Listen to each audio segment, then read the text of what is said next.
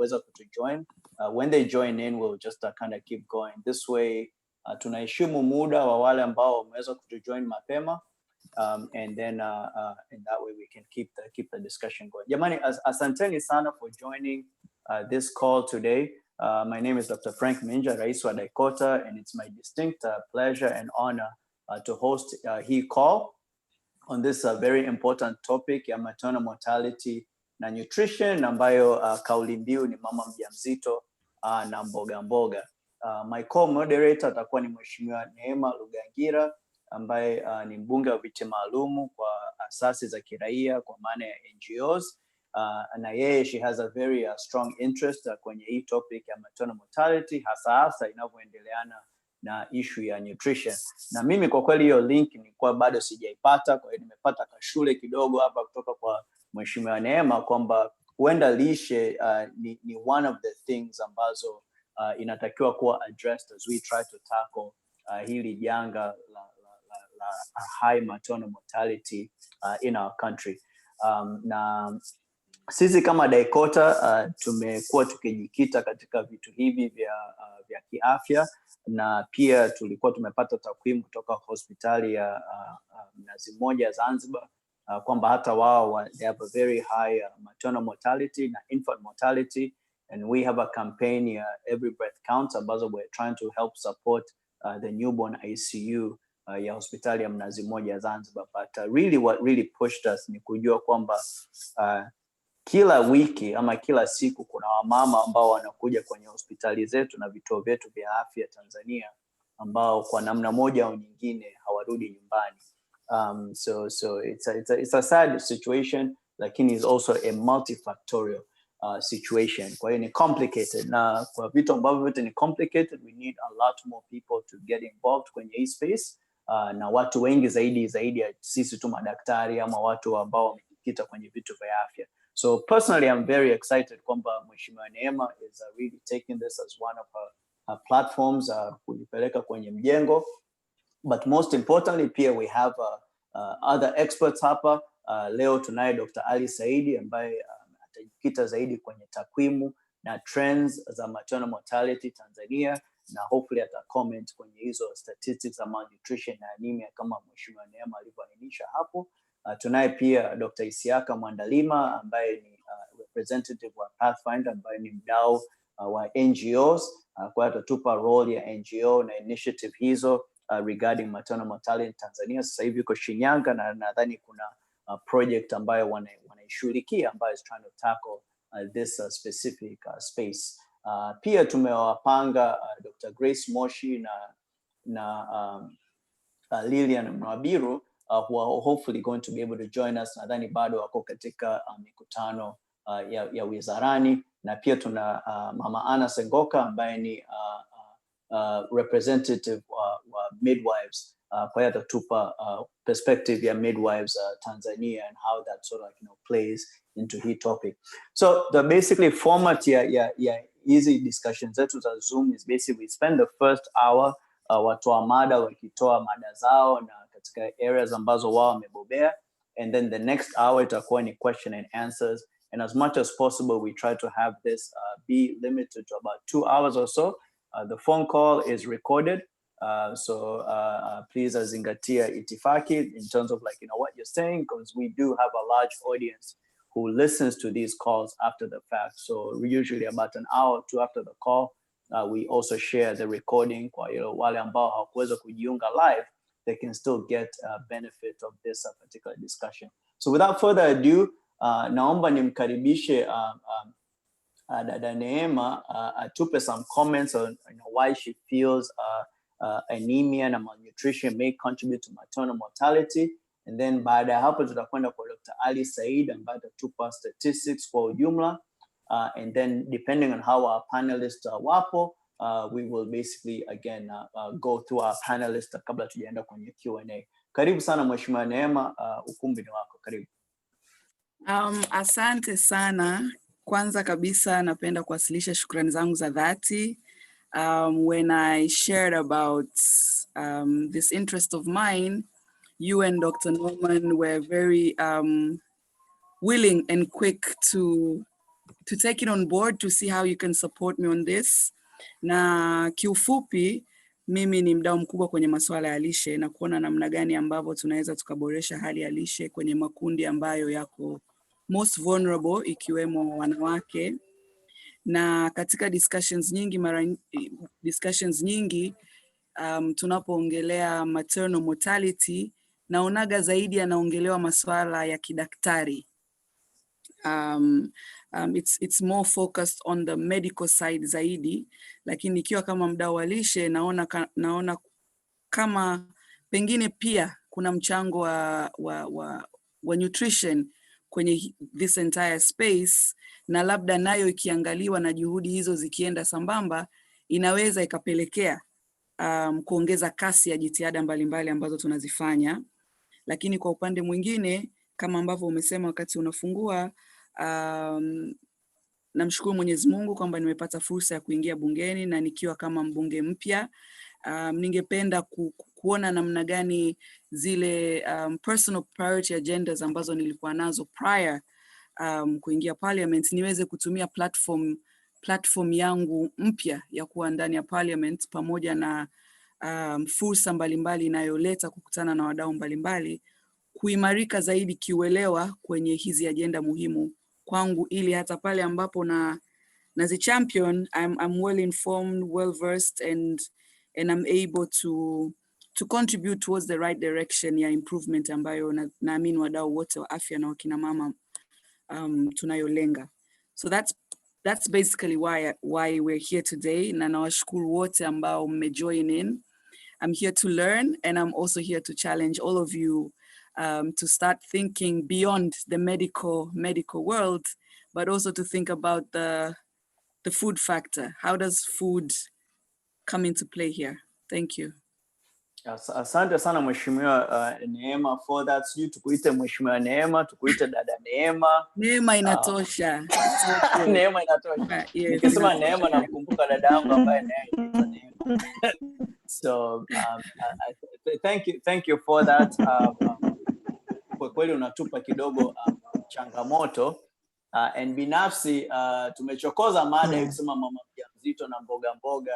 There was a discussion whether tuseme mboga saba ama tuzungumzie nini, but really the idea is at the end of the call ni kujua kwamba hopefully nutrition is one of the major factors ambazo huenda it's a modifiable factor for that matter, na hopefully dada Neema utatupa pia some dondoo kuhusu NGO yake ya Agrithamani ambayo inaangalia jinsi gani ya kutatua hii issue ya upatikanaji wa hizo mboga mboga na kuwafikia wamama wajawazito. So bila kuchelewa, naomba nimkaribishe Dr. Ali Saidi ili atupe sasa some statistics, takwimu, ukubwa wa tatizo ukoje, na trends ikoje. Je, hali hii imekuwa ikibadilika miaka nenda miaka rudi, ama ni kuna mafanikio yoyote?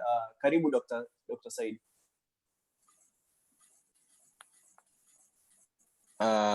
Asante, and good evening to everyone. I hope everyone can hear me. Yes, karibu sana. Okay, so I'm going to talk about the trends of maternal mortality generally, and the issues of anemia. I think we all understand that maternal mortality is just death of a woman from a pregnancy complication, regardless of a site or duration of the pregnancy. So any woman who dies from complications that are either directly or indirectly from pregnancy termed as maternal mortality. And so worldwide trends from the 1990s to fairly recently, maternal death have halved, reduced to more than 50% of what it was in 1990s. But most of our countries did not accomplish the goal of reducing maternal death by 75% by the year 2015. That includes Tanzania. So currently we have more than 800 women who die daily for maternal death. That is a worldwide number. And these, most of these deaths occur in low-income countries, especially in sub-Saharan Africa. So in 2017, it was estimated that more than 290 women died from maternal deaths worldwide. But when we come specifically to Tanzania, Tanzania has one of the highest maternal mortality in the world. And we've made some progress from the 1990s, but from the year 2000 to 2020s, we've not made significant progress. So in 2005, for example, the maternal mortality ratio in Tanzania was around 578. And this in 2015 was only reduced to around 556. And fairly recently in 2017, maternal mortality ratio in Tanzania was estimated at 524. So you can see that we have not made a lot of progress in a couple of years in reducing maternal mortality ratio as a country. Dr. Saidi, naomba nikukatisha, lakini unaposema hiyo 500 number ni kati ya wamama wangapi? Is 500 okay, sorry. Thank you for that.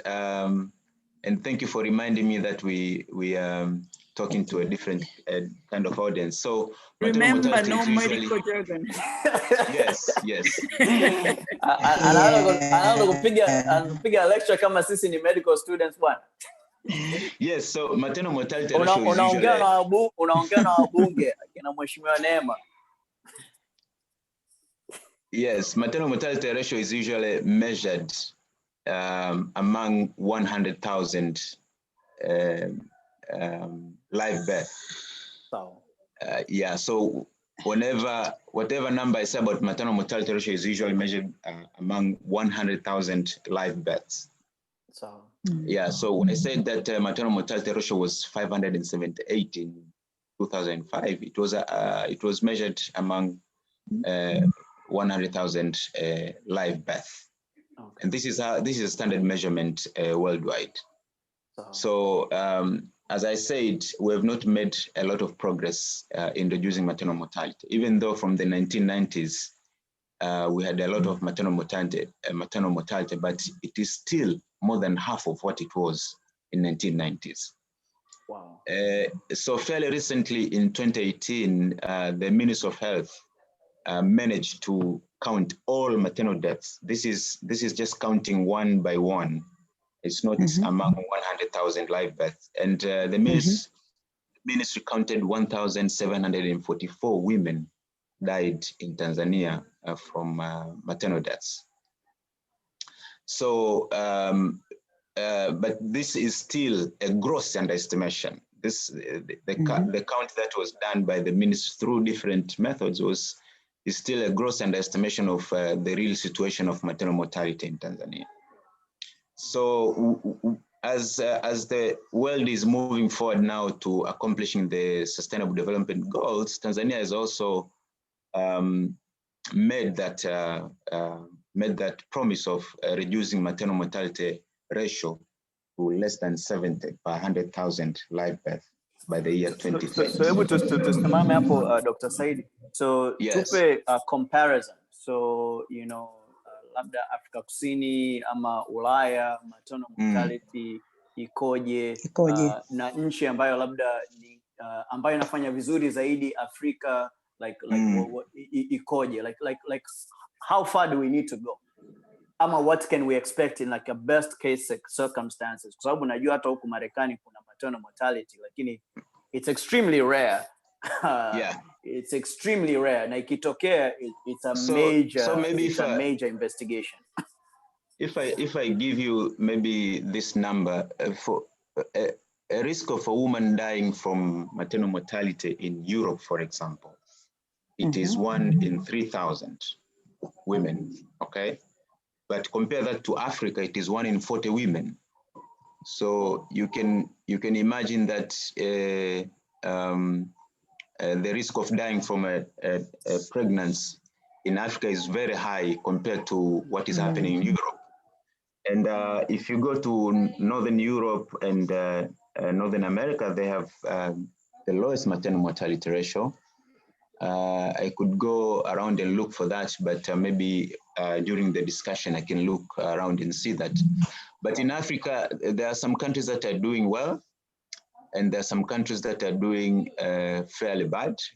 Countries like Nigeria and Mozambique and Malawi and Tanzania with one of the highest maternal mortality ratio.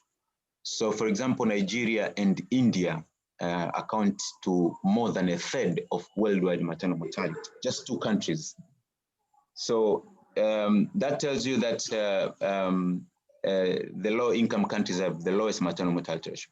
I think in Eastern Africa, Rwanda is the country that has done well in reducing maternal mortality, and it is one of the few countries that actually attained the Millennium Development Goal of reducing maternal mortality by 75% by the year 2015. So, but the countries on the north, the Arabic countries like Egypt, they're doing fairly well. And also South Africa is also doing fairly well in maternal mortality. So this also tells you that maternal mortality has a lot to do with the economy, but it's a different case, for example, in places like Nigeria, which has one of the biggest economies in Africa, but it has one of the highest maternal mortality in the world. So compared to Tanzania, si tuko kwenye 500 na kitu, Nigeria is like what? I'm not sure how much is the maternal mortality ratio in Nigeria, but I can tell you that by numbers, in 2015, Nigeria had 40,000 maternal mortalities. 40,000 is women dying if you count one after the other. Wow. And yeah, so that is fairly high. If you calculate the maternal mortality, maybe you'll get something higher than what is in Tanzania. But Tanzania is one of the countries that has the highest maternal mortality ratio. We are probably above Afghanistan and one of those countries who are in war, or Sierra Leone, or Mozambique, and those kind of countries. Okay. So I think wakati we are shifting gears, I think we will come back to some of these numbers. Kwa sababu hizi numbers tutasaidia pia kutupa some target and perspective. So I would love to hear kama sisi tuko kwenye 500 na kitu kwa wamama 100,000 ama live births 100,000. What is the comparable number in Rwanda? And then kuna wadau hapa wanaomba uongee Kiswahili. So that's another point. But I really nakushukuru sana for sharing. We will come back to this. Nakushukuru sana for sharing some of these trends. Na also nashukuru sana kwamba wizara inakusanya hizi takwimu. I think it's very important. We heard about hizi takwimu kutoka Mnazi Mmoja, and it was quite shocking kwa sababu the whole thing ya kwamba unakwenda hospitali and you may not uenda usirudi nyumbani, it's really your picture. It's to me it's actually very very sad. Najua wengi ambao wako on this call will be very keen to understand what are the opportunities. Kwa hiyo labda tu tugusie in your opinion, what are the major causes na kama kuna mikoa fulani ambayo labda are struggling kuliko mikoa mingine, is there any geographic trend katika hii kwamba labda sehemu fulani za Tanzania are struggling zaidi? Like, so now that we understand that number is somewhere between 500 na kitu for the last 10 or 20 years, so let's just go to like what are considered sababu kuu zinazopelekea hivyo, na kama kuna mikoa fulani ya Tanzania iko affected zaidi, na kama tutaweza tuchanganye Kiswahili zaidi just kwa manufaa ya wasikilizaji. Karibu. So asante for that question. Even though your host is written DICOTA, so maybe you should tell us your name so that we can address it. I'm not sure. Frank Minja, Frank, yes, Frank. Yeah. Thank you for that question, Frank. Yeah, so the causes, when you ask about the causes, ukiuliza kuhusiana na visababishi vya vifo, Visababishi vya vifo vya kina mama kuna hivyo ambavyo tunasema ni visababishi vya kidaktari, yani magonjwa au zile complications za mimba, lakini kuna visababishi vingine ambavyo vinapelekea hizi medical causes zisababishe kifo. Kwa hiyo kwa mfano vifo vingi Tanzania vinasababishwa na umwagaji damu mwingi kwa wamama wajawazito. Na hii umwagikaji damu unaweza kutokea wakati wa ujauzito na mara nyingi unatokea baada ya kujifungua. Lakini sababu ya pili mara nyingi ni sababu za shida ya shinikizo la damu au kifafa cha mimba. Na ukiangalia kama mwaka 2018 sababu kubwa ya tatu iliyosababisha vifo vya kina mama ni anemia in pregnancy. Ukiangalia kwenye hii data ya wizara ambao walikusanya hivi vifo 1700. Ukiangalia sababu ya kwanza isababisha vifo ni kutoka damu, then kinachofuata ni cha mimba, then sababu ya tatu ni anemia in pregnancy, yani upungufu wa damu wakati wa ujauzito. So na pia ukiangalia ukianalyze zaidi hii namba utaona kwamba hii sababu ya kwanza ambayo ni utokaji damu, anemia ipo ndani, kwa sababu kabla hujafa ukiwa unatoka damu lazima upate anemia. Sawa. Na pia anemia ni moja ya vitu ambavyo vinasababisha umwagikaji damu baada ya kujifungua. Kwa hiyo utakuta kwamba hii sababu ya kwanza ya hemorrhage imemask vifo vingi vya anemia. Kwa sababu kama mama alikuja na anemia akableed akafa, tutaandika kwamba amekufa kwa bleeding, lakini ukweli ni kwamba alikuwa na anemia before which ilisababisha nini? Bleeding. Kwa hiyo utaona kwamba ili elephant la kwanza hapa ambalo linasema ni bleeding lina mask vifo vingi sana vya anemia ambavyo vilisababisha ile bleeding. Hebu twende kidogo hapo. Kwa hiyo unasema mama mwenye anemia ana uwezekano mkubwa zaidi wa kuwa na umwagikaji damu, ama ni kwamba mama mwenye anemia akija na damu kidogo akipata hemorrhage ana uwezekano mdogo zaidi wa kusurvive? Is it both scenarios are correct?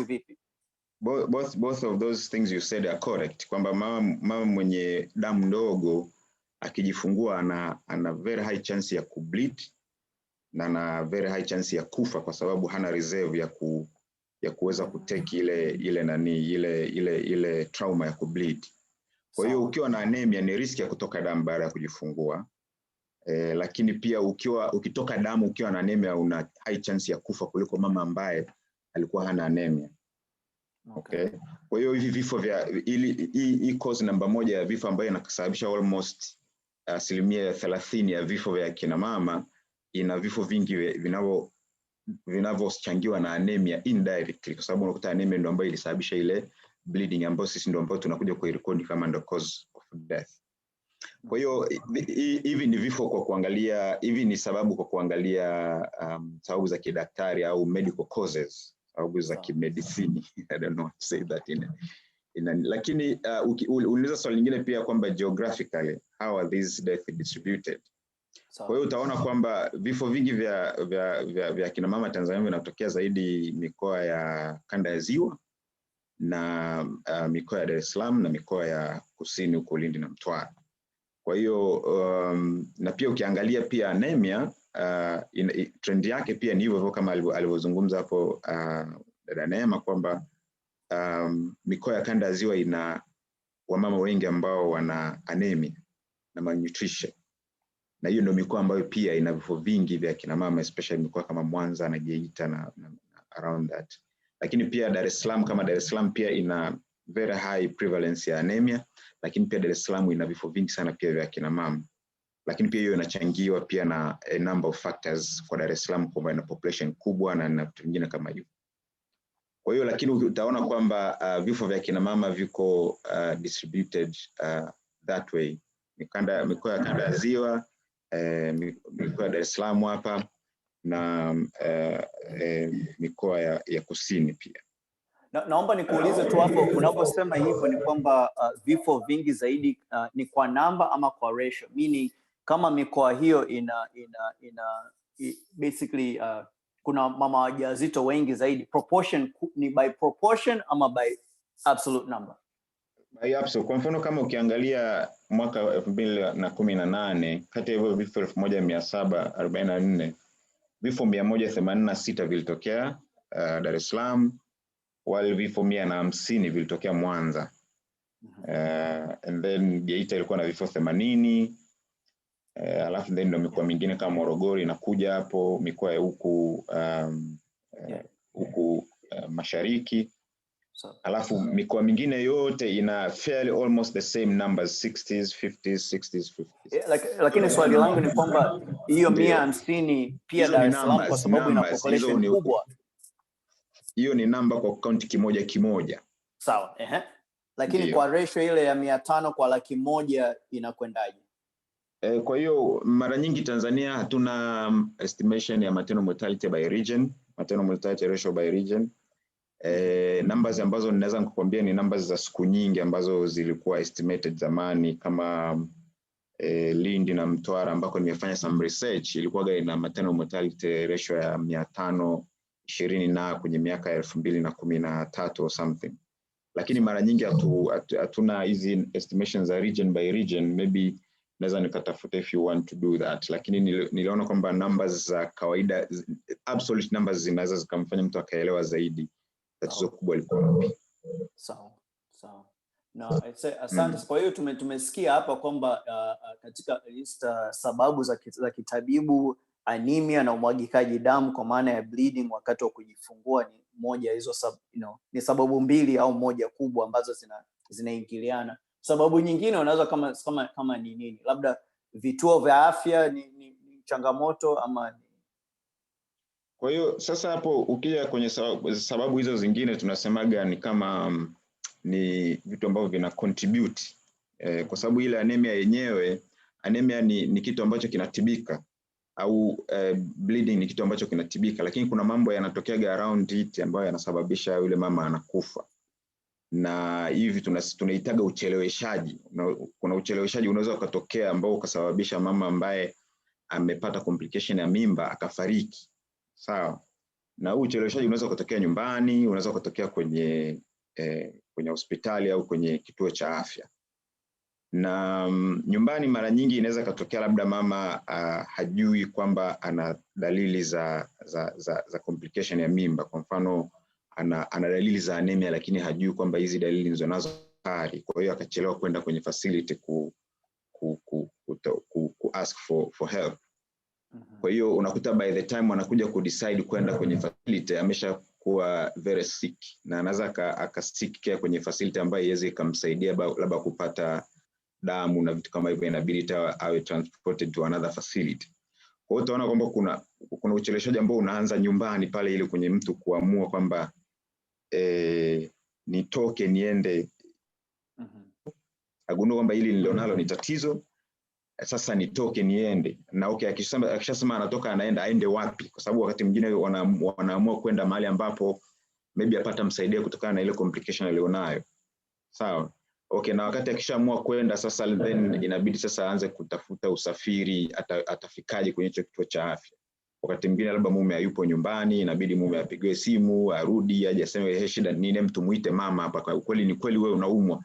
Then mama aje naye angalie pale, aseme yuko kweli anatakiwa aende hospitali. Unaona kuna ucheleweshaji mwingi kwenye familia na kutafuta usafiri na kufanyaje kabla mtu hajaamua kwenda kwenye facility. Na sometimes hii inaweza kuchukua hata days. Okay?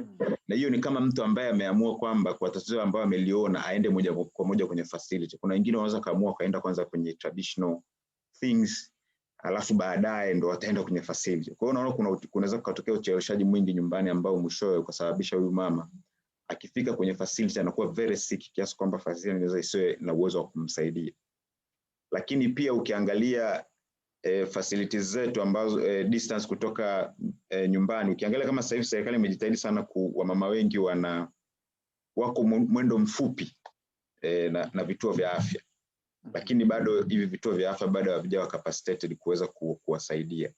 Kwa hiyo utakuta mama anaweza akafika kwenye facility kukawa kuna mambo mengi yakatokea pale ambayo yanamsababishia kafa. Ni kwa kitu kama ambacho kinatibika kama anemia ambayo anahitaji labda damu tu, au akapewa dawa za kuongeza damu na vitu kama hivyo.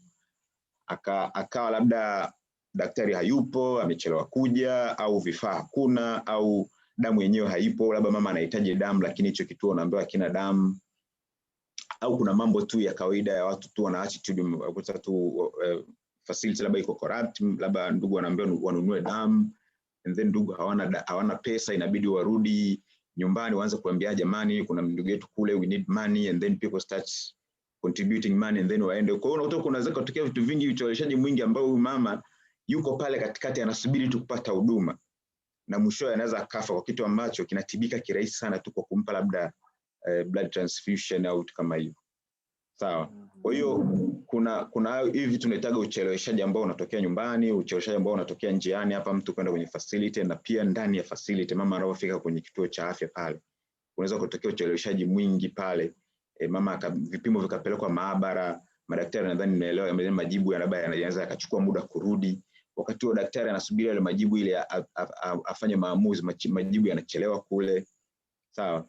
Kwa hiyo unakuta kwamba na kwenye obstetrics, watu ambao wanajua obstetrics au mambo ya ujauzito, kila sekunde inamata sana kwenye complications za ujauzito. Kwa hiyo the more unachukua muda kufanya maamuzi, the more unachukua muda kutoa majibu, the more unachukua muda kumpa huyu mama huduma, the more mama unamsindikiza kaburi. Na kwa tatizo lolote lile, hata kama sio tatizo kubwa, inaweza kuwa tatizo dogo ukalivutavuta, by the time imefika siku inayofuata tayari huyu mama yuko kwenye status ambayo hamwezi kumsaidia. And then sasa hapo kuna mambo mengine ya health system kama referral, ukute huyu mama labda kile kituo kimesema hatuwezi kuhudumia hapa, labda hatuna damu. Sawa. Kwa hiyo yule mama sasa inabidi asafirishwe labda kwenda kwenye hospitali ya wilaya, hospitali ya mkoa.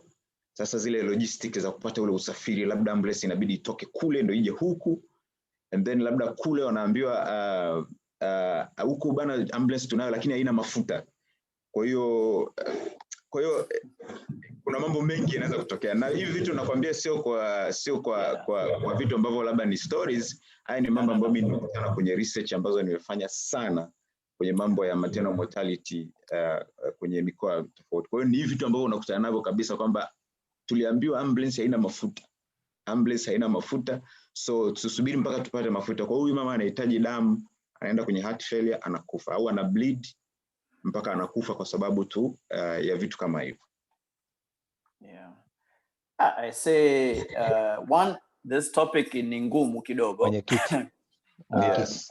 Topic ni ngumu kidogo, but naomba to no, for 1 second kuna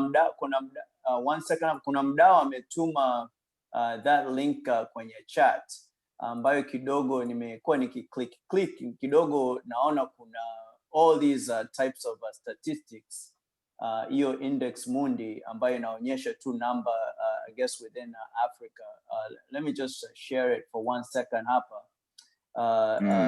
Kwa sababu I always believe kwenye regional comparison. Kwa sababu I really believe kwenye regional comparison. Kwa maana gani? You know, kama wenzetu Kenya ama Zambia or whatever, they're doing something right. Na nchi za Afrika kwa kiasi kikubwa tunafanana. So we can't really, you know, kuna changamoto umezielezea, and all of those are things ambazo kwa kweli sishangazwi nazo kwa kuelewa tu mazingira yetu tulipo. But kidogo zinachanganyika hapa kwa sababu Tanzania, for example, kama hapo tunaangalia Tanzania ina hivyo vifo 524. Lakini Zambia they have less than half, right? 213. Ukienda Kenya ni 342 kwa 100,000. So swali langu tu la kwa hesabu za haraka, Tanzania na Zambia nini ambacho tunashindana? I don't believe kiuchumi na nini we're almost the same, if anything tuko mbele yao. Lakini nadhani katika maisha ya kijijini, mwanakijiji wa Zambia hayuko tofauti sana na mwanakijiji wa Tanzania. Au nimekosea? Like unaweza ukasema sababu zipi kwa nini Tanzania na Zambia, kwa nini Zambia wametupita like almost double? Uko sahihi mheshimiwa mwenyekiti, naomba kuchangia hoda. Ngoja Dr. Mchaki, naomba nimwachie tu Dr. Saidi, alafu wewe utakuwa namba 1 kwenye Q&A. Asante. Yes Frank, kwa hiyo ukiangalia hizi numbers kwenye different countries they are very different, lakini ukienda kwenye causes of death hizi visababishi ni hivyo hivyo, yani hakuna tofauti, dunia nzima vinasababishwa na matatizo hayo hayo. Kwa hiyo mara nyingi tofauti zinakuja hapa kwenye the way health system inavyofanya kazi katika kumsaidia mama mjamzito, kuanzia kwenye familia mpaka kwenye health facility. Na hivi vitu wakati mara nyingi sio mambo ya uchumi sana, kwa sababu wakati mwingine ni attitude tu za watu, traditions za watu zilivyo tofauti, kwamba kwa mfano decision making kwenye familia kwa Tanzania inaweza kuwa tofauti sana na nchi zingine. Na nielewa kwamba mama anapopata ujauzito, anapopata complication akiwa na ujauzito, kwa Tanzania kuna mambo mengi yanatokea kwenye familia pale mpaka yule mama atakapofanyaje, atakapo kwenda kwenye facility. Lakini sielewi kwenye nchi zingine inaweza kuna different dynamics ambazo zinasababisha mama akachelewa au akawahi. Lakini pia kuna mambo mengine ya ki health system, labda providers wetu wanafikiria nini when it comes to a pregnant woman. Na ukiangalia kwa mfano kama kwa some providers ambao nimewahi kuongea nao, wanakuambia before recent years kifo cha kina mama mjamzito kilikuwa kitu cha kawaida. Akishakufa we write some documents and then mambo yanaendelea kama kawaida. It was not a sensitive issue. Kwa hiyo unaweza kukuta kwamba kwenye nchi zingine these things maybe people have changed earlier than us. Sawa. Lakini pia kuna vitu vingine kama kwa mfano I would say maybe vitu kama abortion ambapo pia zina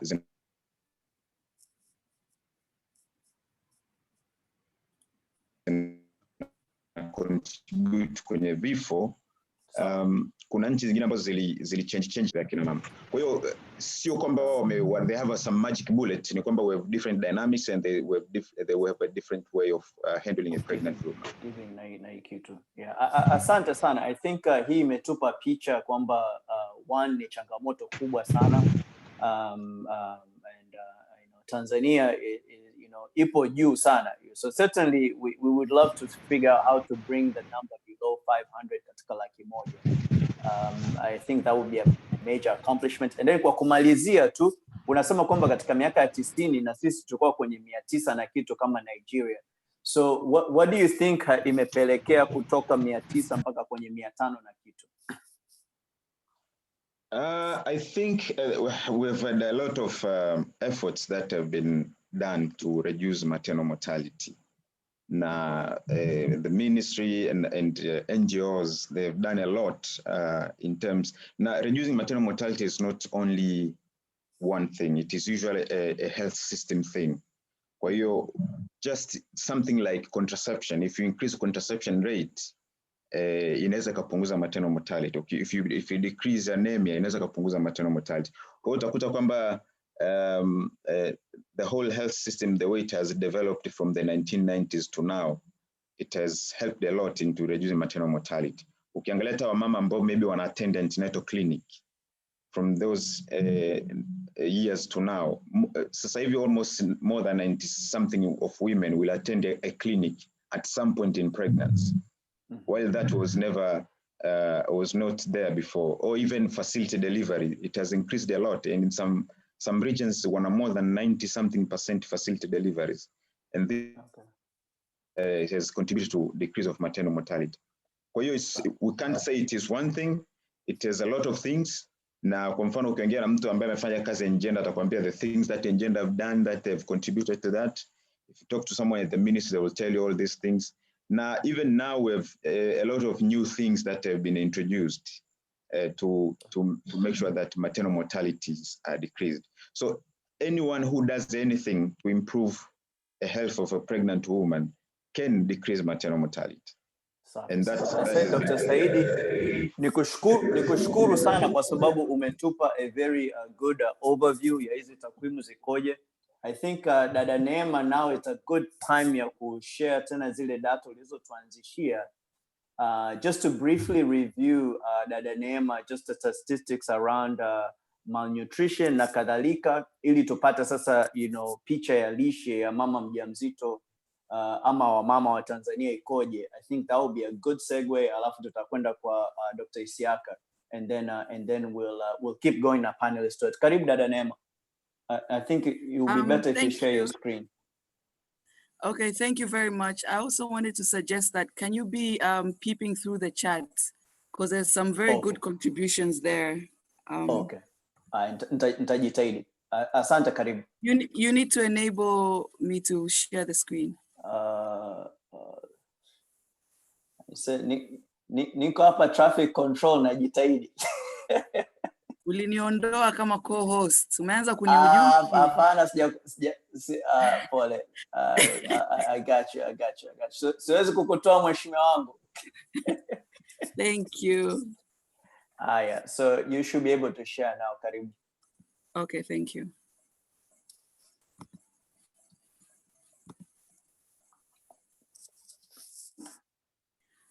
So earlier on, and for the benefit of everybody else, the whole purpose ya leo ni kwamba tunafahamu mara nyingi swala la maternal mortality linaongelewa sana na ni tatizo kubwa kitaifa na hata barani Afrika kama daktari alivyokutueleza, lakini kwetu mara nyingi discussion hii inaongelewa zaidi kidaktari, kwa maana ya sababu za kidaktari na vitu kama hivyo. Lakini mimi nikiwa kama mdau wa lishe naamini ya kwamba lishe ina mchango mkubwa katika hili. Kama ambavyo daktari amesema, mikoa ambayo inaongoza kwa vifo vya uzazi ni mikoa ambayo ina high malnutrition. Kwa hiyo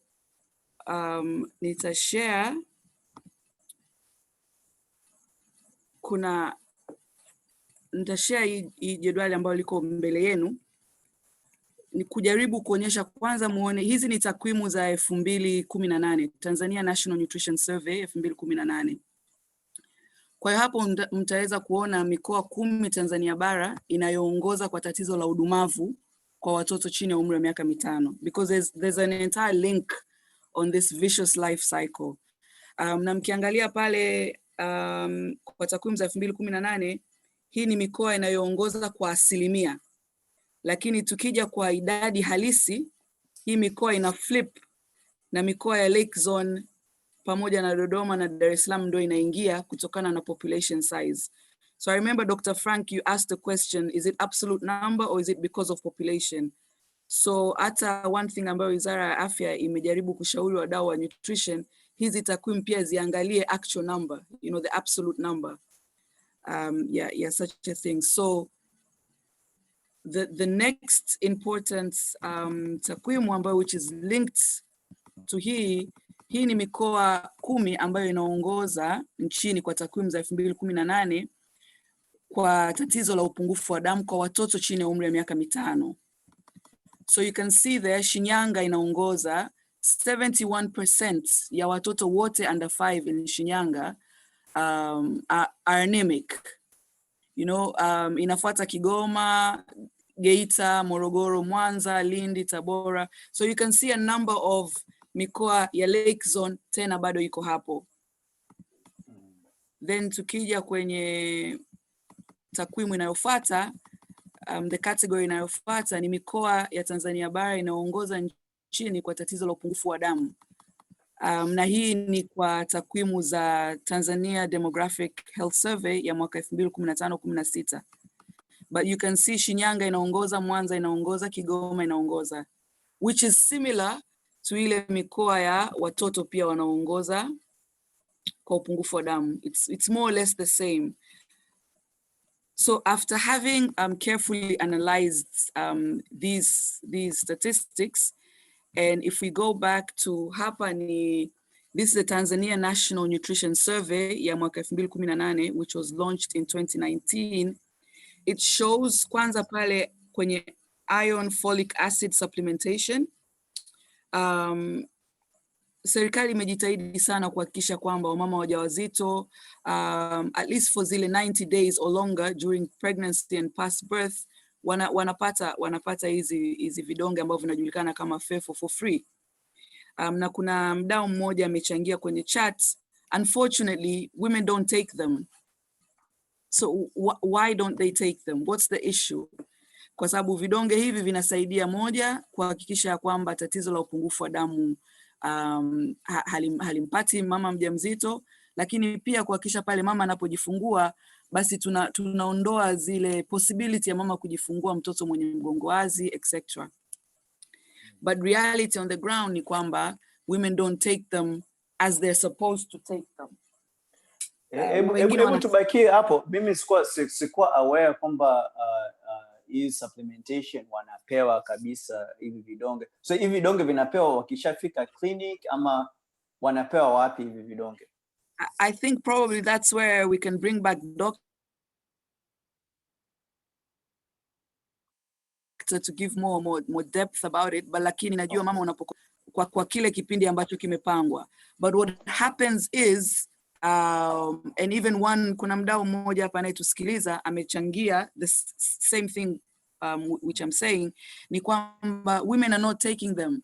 Wengine wanasema inawapa kichefuchefu, wengine inawapa hivi.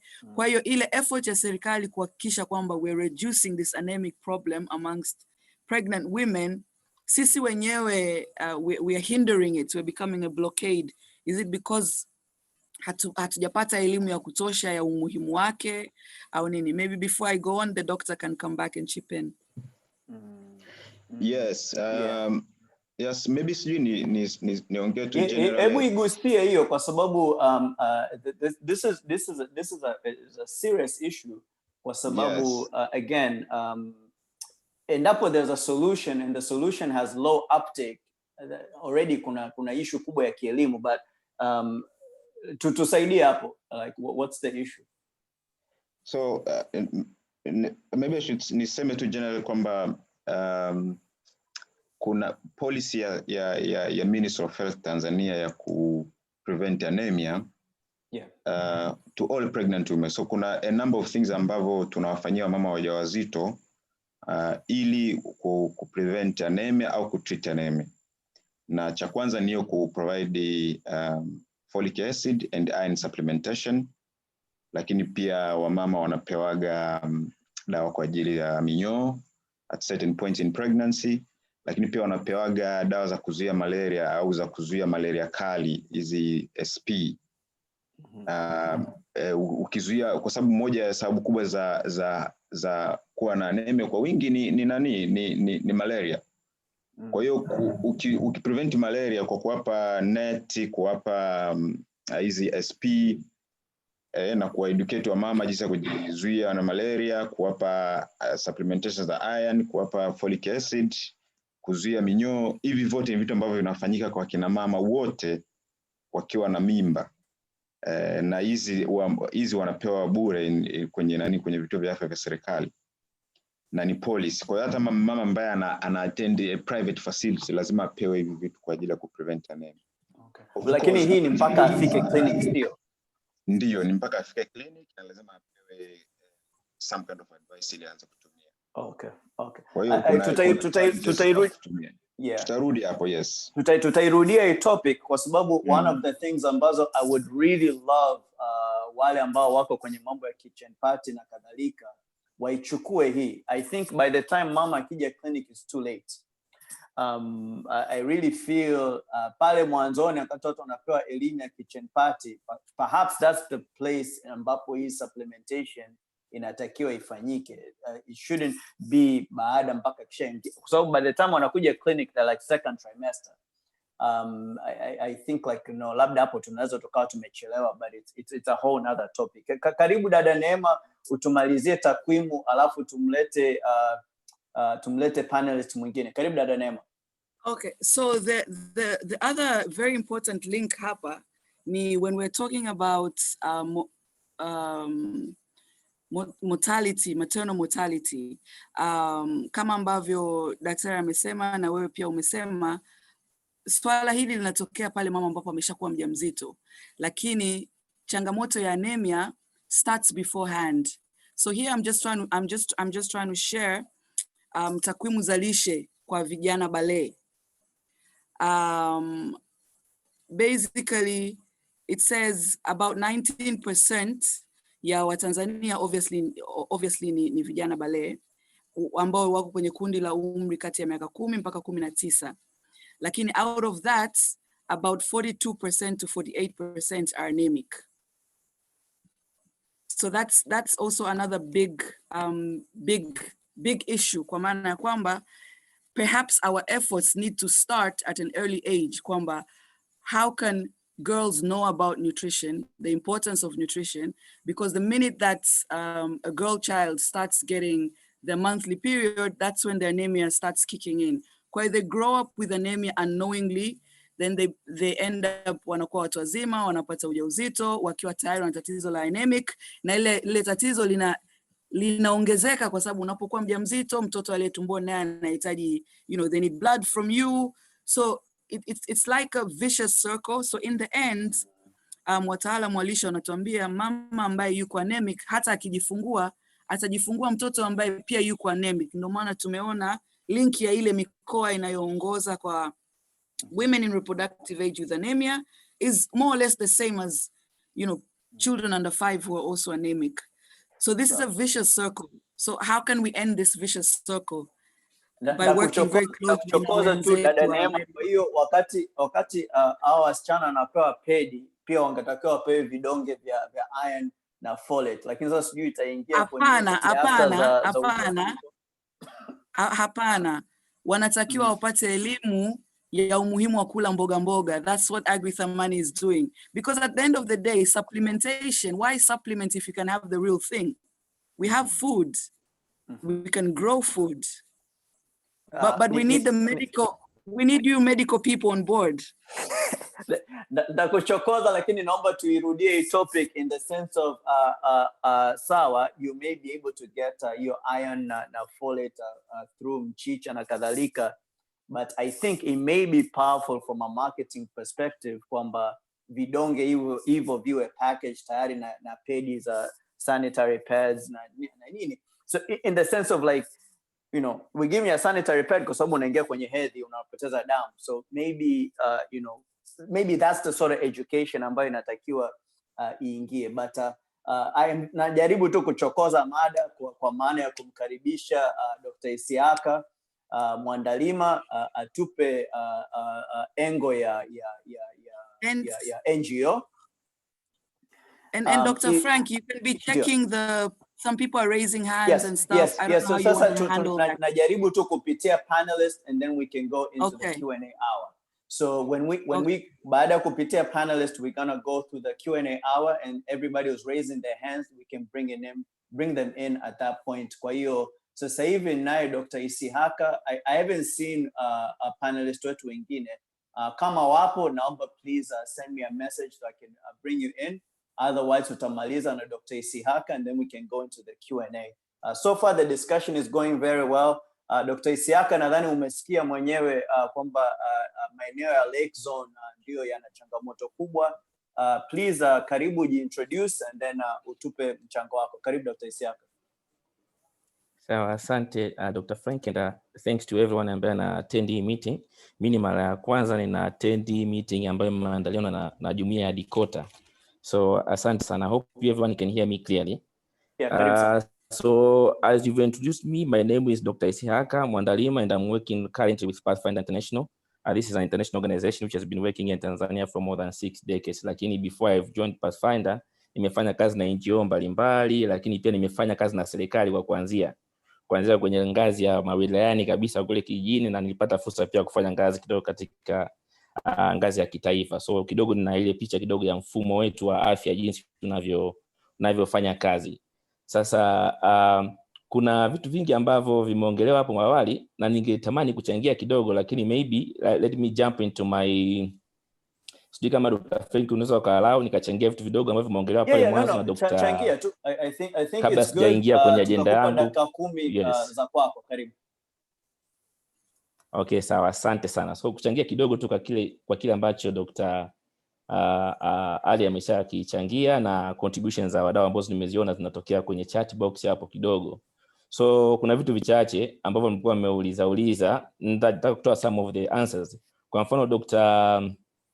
Ali alisema Nigeria absolute number, yani namba ya vifo kwa idadi kwa Nigeria ilikuwa ni kama 40,000, lakini kwa Tanzania kwa sasa hivi kwa hiyo ratio tunaisema ya 556 kwa vizazi hai 100,000, tunakadiria manake kwa mwaka kwa Tanzania tuna kama vifo 11,000. yanataka niweke hiyo namba kwa sababu ya audience ambayo tunayo. So tunakadiria kama tuna vifo vya kina mama wajawazito karibu 11,000 kwa makadirio ya mwaka 2015 na 16 yaliyofanywa na serikali kupitia NBS, National Bureau of Statistics ya Tanzania. Na so nataka niongelee hiyo kidogo. Na kitu kingine kwa sasa hivi daktari ameongea vizuri sana pale mwanzoni kwamba kuna visababishi vingi vya vifo, na zamani kuanzia miaka ya 90 mpaka sasa hivi duniani kote nchi zilikuwa zinapambana katika kuhakikisha upatikanaji wa huduma.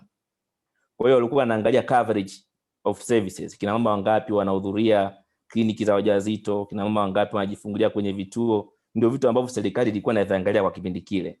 Lakini ukiangalia kwenye miaka hii karibia hii miaka ya 2000 kuja huku sasa hivi, tunaona kina mama wengi wanajifungulia kwenye vituo vya afya kwa asilimia kubwa, ingawa kuna mikoa mingine ambayo bado iko nyuma kidogo. Hata mikoa ya kanda ya Ziwa of course kweli iko nyuma kidogo kwa idadi ya kina mama ambao wanajifungulia katika ngazi ya kituo cha afya. Lakini pia ukiangalia kwa ujumla kina mama wengi wanakuja almost 100%, kina mama almost karibu 98%.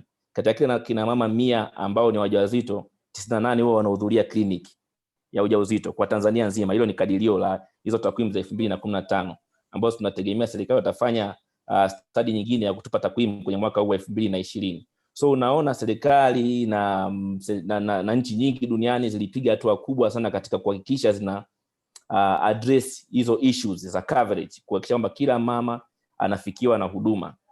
Lakini kwa sasa hivi kumefanyika tafiti nyingi, so wataalamu wako wanajiuliza kwa nini vifo vinaendelea wakati upatikanaji wa huduma umeongezeka, accessibility of services, kila mama wengi wanafikiwa, wanajifungulia vituoni, wanahudhuria kliniki za kila mama wajawazito. Kwa nini vifo bado vinatokea? So sababu kubwa sasa hivi ambayo duniani kote inaangaliwa na shirika la afya la dunia pia linawekea mkazo ni ubora wa huduma za afya. Pia inaonekana pia ni changamoto. So kina mama wanafika kwenye vituo kutoa huduma za afya, lakini ubora wa huduma za afya bado una changamoto na unahitaji kuangaliwa vizuri zaidi. Asante sana. Nilikuwa nataka nichangie hayo tu ambayo niliona ni relevant kwenye discussion ambayo alikuwa na lead Dr. Ali na wajumbe wengine wamechangia vizuri kwenye chat box hapa, nilikuwa nafuatilia.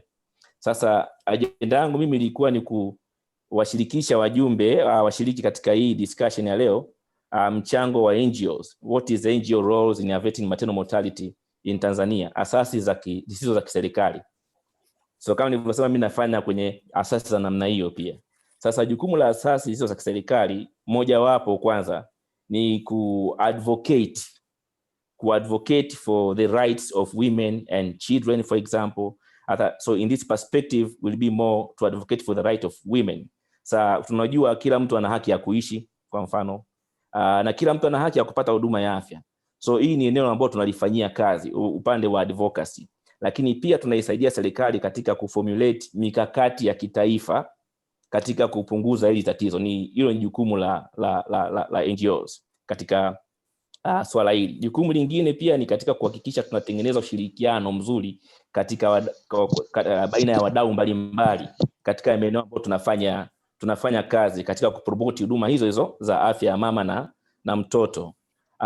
Jukumu lingine ni katika kusaidia serikali katika kutekeleza tunasema interventions mbalimbali, katika kuimplement interventions mbalimbali which are geared at promoting maternal health in general, lakini pia kwa afya kwa ujumla, maana sisi tunafanya kazi katika sekta ya afya kwa ujumla kama NGOs. So kuna interventions ambazo zina focus katika strengthen, katika kuimarisha mfumo wa afya katika ngazi ya vituo vya kutolea huduma za afya, katika ngazi ya kisera kama ninavyosema, lakini pia katika ngazi ya jamii. Na katika kama tulimsikia Dr. Ali vizuri, tuliona pia maeneo yote haya yanahitaji kufanyiwa kazi ili kuimarisha mfumo wa afya uweze kuwa responsive kwa hili tatizo ambalo tunajadili siku ya leo. Mchango wetu mwingine mkubwa sasa hivi sisi kwetu hasa ni katika kumobilize resources, kwa sababu ndo tunaandika maproposal, tunakuja kama hapa Shinyanga tunaangalia kuna tatizo gani, ni vitu gani ambavyo vinachangia vifo vya kina mama, na tunaandika maproposals, tunaomba hela kwa wadau mbalimbali nchini na hata nje ya nchi ili kuweza kuja kushughulikia hayo matatizo. Lakini kwa ujumla wake kabisa utaangalia vitu vyote ambavyo nimeviongelea, mchango wa NGO katika hili swala hasa ni katika kucomplement, tunajaribu kusaidia pale serikali inapokuwa imeshindwa kufanya. Tunafanya kazi kwa pamoja na serikali. Sasa labda tu nitoe tu mfano, Pathfinder sisi tuna program nyingi hapa Tanzania, lakini tuna program moja ambayo inahusu afya ya mama na mtoto ambayo inatekelezwa huku Shinyanga, mkoa wa Shinyanga, na tunaifanya hii kazi kwa kushirikiana na Touch Foundation, ni shirika lingine lisilo la kiserikali ambalo linafanya kazi Tanzania. Na katika hii program ambayo tunaifanya, nataka tu nitoe picha kubwa. Kazi kubwa tunaifanya ni katika ku strengthen referral system. Kama tulimsikiliza Dr. Ali alivyokuwa anaongea awali, aliainisha baadhi ya maeneo kwamba swala lingine ni uchelewaji wa hawa wateja akina mama ambao ni wajawazito katika kufika katika vituo vya kutolea huduma za afya. Kwa mfano uchelewaji katika ngazi ya jamii au ngazi ya familia, so decision making, akaongelea pale male dominance, wanaume ndio ambao wanafanya maamuzi, mama ni mjamzito. Kwa ujumla ukiangalia kwa Tanzania na dunia nzima actually kwa asilimia kubwa, wanawake wanakuwa na taarifa sahihi nyingi sana kuliko wanaume, kwa sababu tu hata kwa tamaduni zetu, kwanza kina mama atakwenda clinic akiwa mjamzito. Hiyo ni opportunity ya kwenda clinic, na akifika clinic atapata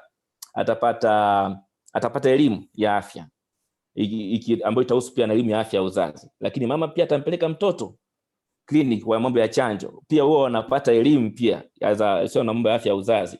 Lakini pia mama kwa hali ya Tanzania, hata kama mtu anaumwa, kwa utamaduni wetu kina mama ndio ambao wanapeleka vyakula hospitali sana, wanafanya nini. So, kwa hiyo wanakuwa wana nafasi kubwa ya kupata hizi taarifa sahihi za afya. Na pia kina mama pia tunajua wengi wanakaa nyumbani, na tunajua Tanzania asilimia kubwa ya wananchi especially kina mama ni housewife, na wengi ni vijijini huko. Sasa unakuta pia huko kwenye ngazi ya jamii kuna initiatives nyingi zinaendelea, kuna watu wa huduma wa afya ngazi za jamii wanatembea nyumba kwa nyumba. Kwa hiyo unakuta mama ana nafasi kubwa sana ya kupata hizi taarifa sahihi. Lakini changamoto kubwa ambayo wanakutana nayo ni kwamba mama sio mtu anayefanya maamuzi. Kwa hiyo mama anaweza kawa na taarifa sahihi lakini hawezi kufanya maamuzi. Anajua niliambiwa nikiona dalili hii kama kigezo cha hatari cha ujauzito natakiwa niende hospitali mara moja, lakini hawezi kwenda hospitali bila kumconsult mume wake au mtu mwingine ambaye ni mwanaume katika familia.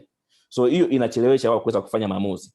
Na pia masuala ya usafiri kama alivyokuwa ameongelea Dr. Ali, lakini pia na utayari wa vituo vya afya, readiness of health facilities to offer emergency care. Na yenyewe pia ni tatizo ambalo lipo katika mfumo wetu wa afya kwa Tanzania, ambalo linachangiwa na of course kwa Tanzania tu, kwa wale ambao labda kwa ajili ya kuongeza uelewa, tukiongelea upatikanaji wa watoa huduma za afya staffing, yani ni asilimia nafikiri kwa sasa hivi takriban 50 tu ya staff wanaohitajika ndio wapo kwenye vituo.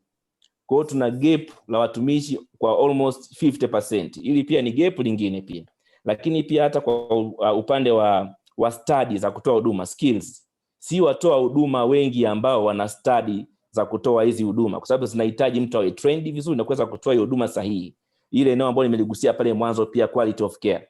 Sasa hata ukienda kwenye kituo lakini usipokutana na mtu ambaye ni skilled provider, ni tatizo kubwa sana. Bado tunakuwa upo kwenye hali ambayo si salama sana kwako wewe na ujauzito wako na mtoto wako pia. Sasa kwa mfano kwa Shinyanga, karibu daktari. Isiaka, naomba ugusie pointi mbili ambazo naomba tu ugusie. Naona hakuna mtu ambaye amezungumzia mimba za utotoni leo. That's moja. Naomba tu igusie kidogo. I think hiyo ni moja hizi changamoto. I don't have the exact statistics, lakini nadhani kuna study ambayo ilifanyika Sweden, and specifically wakaangalia maternal mortality based na umri wa mama, and essentially wakagundua kwamba anybody mama ambaye yuko under 18 yuko at the highest risk ya mortality just based on age, wala kuna bila kuzingatia any other factor, just based on age alone. Na wao kama Sweden wakapelekea kufanya kampeni kubwa sana ya kuwashawishi wakina mama wa delay ujauzito mpaka baada ya miaka 18. So that's also another intervention. Sasa sijui kuna mdau hata kwenye chat aliulizia whether there's any correlation na umri wa kina mama. So naomba ugusie hilo, and then point nyingine tu ya kumalizia ugusie ile issue ya taksi bubu kama solution mojawapo ambayo mnaangalia Shinyanga ya kujaribu kufanyia ufanisi zaidi ya system ya referral. Na hayo mawili tu, and then tutaanza kuingia kwenye Q&A, maana yake naona tuna maswali kede kwa nyinyi wataalamu. Karibu mheshimiwa. Sawa, asante sana. Mimi sio mheshimiwa bana, tutamheshimiwa huko. Karibu daktari. Mimi Neema tushawaambia.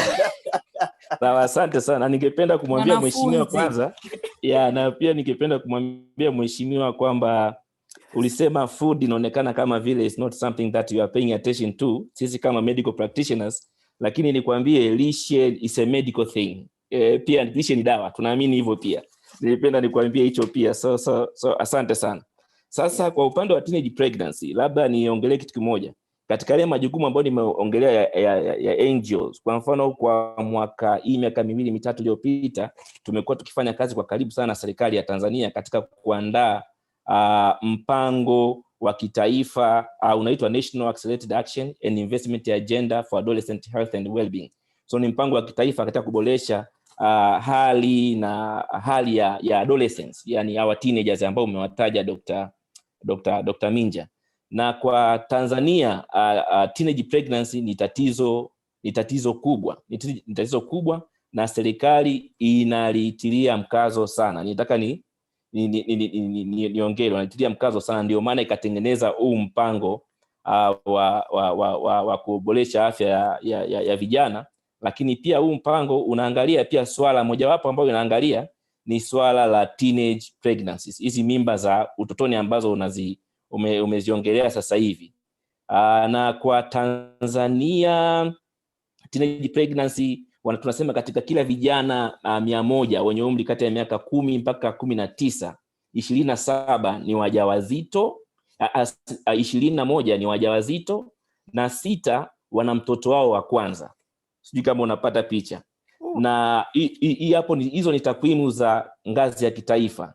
Lakini kuna mikoa ambayo inaongoza katika hilo tatizo, na baadhi ya hiyo mikoa ambayo inaongoza ni kama Katavi ni 45%, Tabora huko ni 40%, Dar es Salaam tunajua sio sana, lakini kwa Shinyanga ni kama 34%. So katika kila vijana wenye umri kati ya miaka 10 hadi 19, 34% ni wajawazito au wana mtoto wao wa kwanza. Kwa hiyo ni tatizo kubwa, na ile kwa sababu kubwa ambayo itufanya na sisi pia kuweza kuja kujaribu kudesign program Shinyanga ambayo inajaribu kuaddress tatizo la maternal mortality.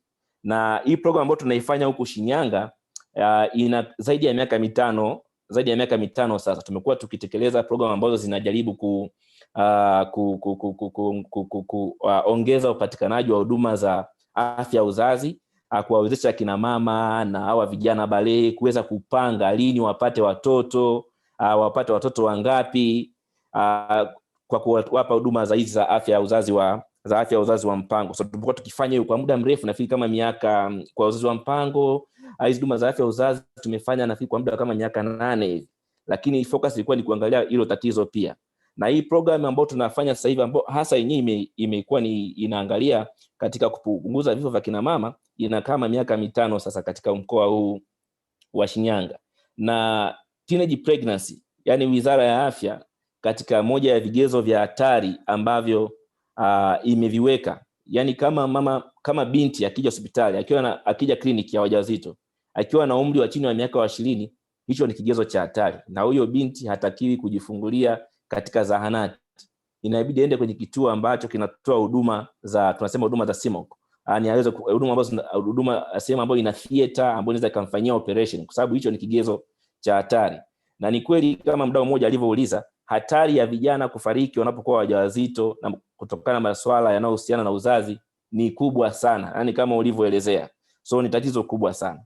Sasa coming back to the project that we are implementing here in Shinyanga, kama nilivyosema, ambayo ina focus kwenye hizo kupunguza vifo vya kina mama, tumekuwa tukitekeleza mradi ambao unaitwa mama, kwa tunamwangalia mama zaidi. Sasa katika huu mradi the core intervention ambao intervention kwa Kiswahili tunasema afua. So naona maneno yote tu ni magumu. lakini the core intervention ambayo tuna implement hapa ni katika kuimarisha mfumo wa rufaa. Sasa katika yale masuala ambayo daktari aliongelea pale mwanzoni, kwa mfano mojawapo ilikuwa tatizo maamuzi ngazi ya familia na jamii. Tatizo la pili ilikuwa ni usafirishaji sasa wa huyu mama kumtoa pale kwenye anapoishi na kufika kwenye kituo ambacho anaweza kupata huduma sahihi kutokana na tatizo lake. Sasa tatizo kubwa lilikuwa ni usafiri.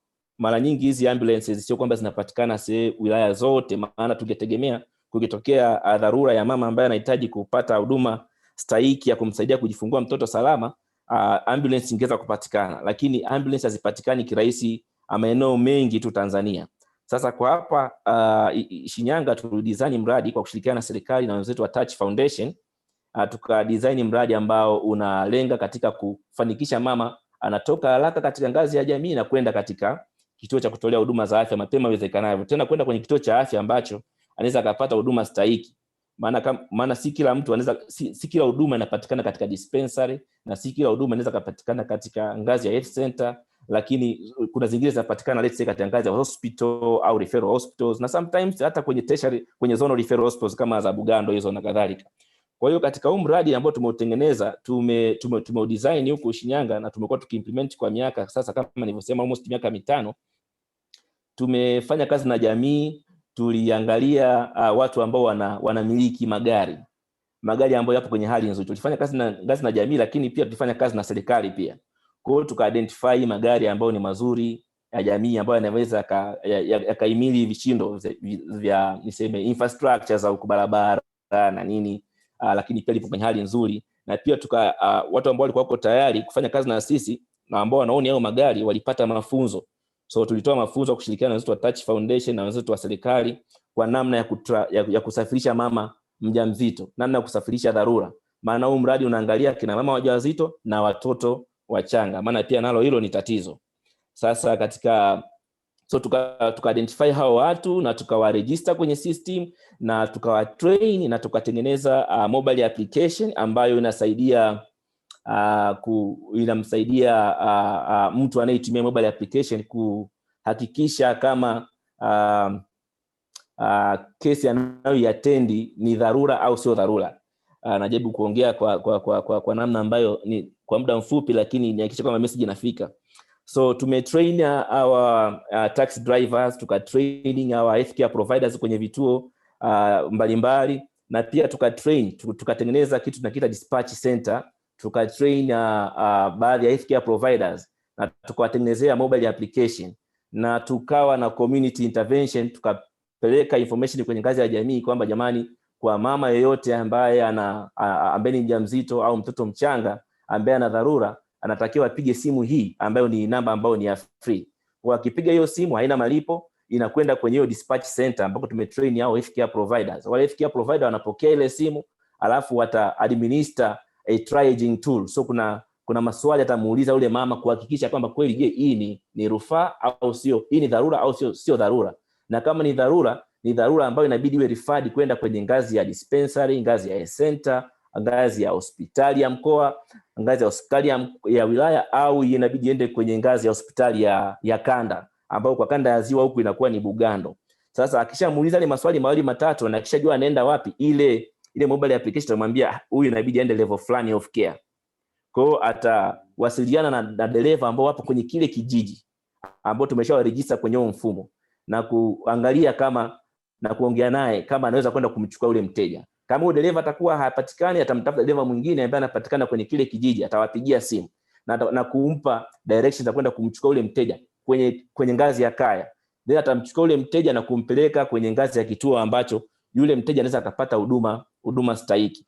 So tumefanya huo mradi, tumefanya huo mpango ili kuweza kuhakikisha kama nilivyosema hizi rufaa zinafanyika kwa ufanisi na wakina mama wanafika haraka kwenye vituo ambavyo wanaweza wakapata huduma stahiki. So hiyo ni the core intervention kama nilivyosema, lakini pia hebu tuende tu mdogo hapo Dr. Isiaka.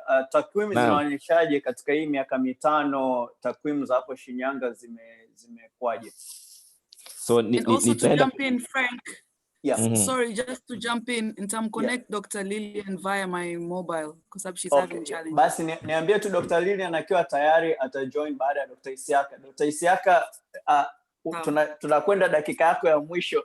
Tumalizie tu kwa takwimu baada ya kutengeneza hizi taksibubu na huo mfumo ambao it's very interesting, it's a very impressive triage mechanism. Tuambie takwimu zenu zikoje sasa Shinyanga? Sawa, asante. So kabla sijaanza kwenye takwimu nitakutumia dakika moja ulionipa. So kazi nyingine ambayo tunazifanya ni tunasaidia serikali kuimprove vituo vya afya ili iweze kutoa hizo huduma za dharura za operations.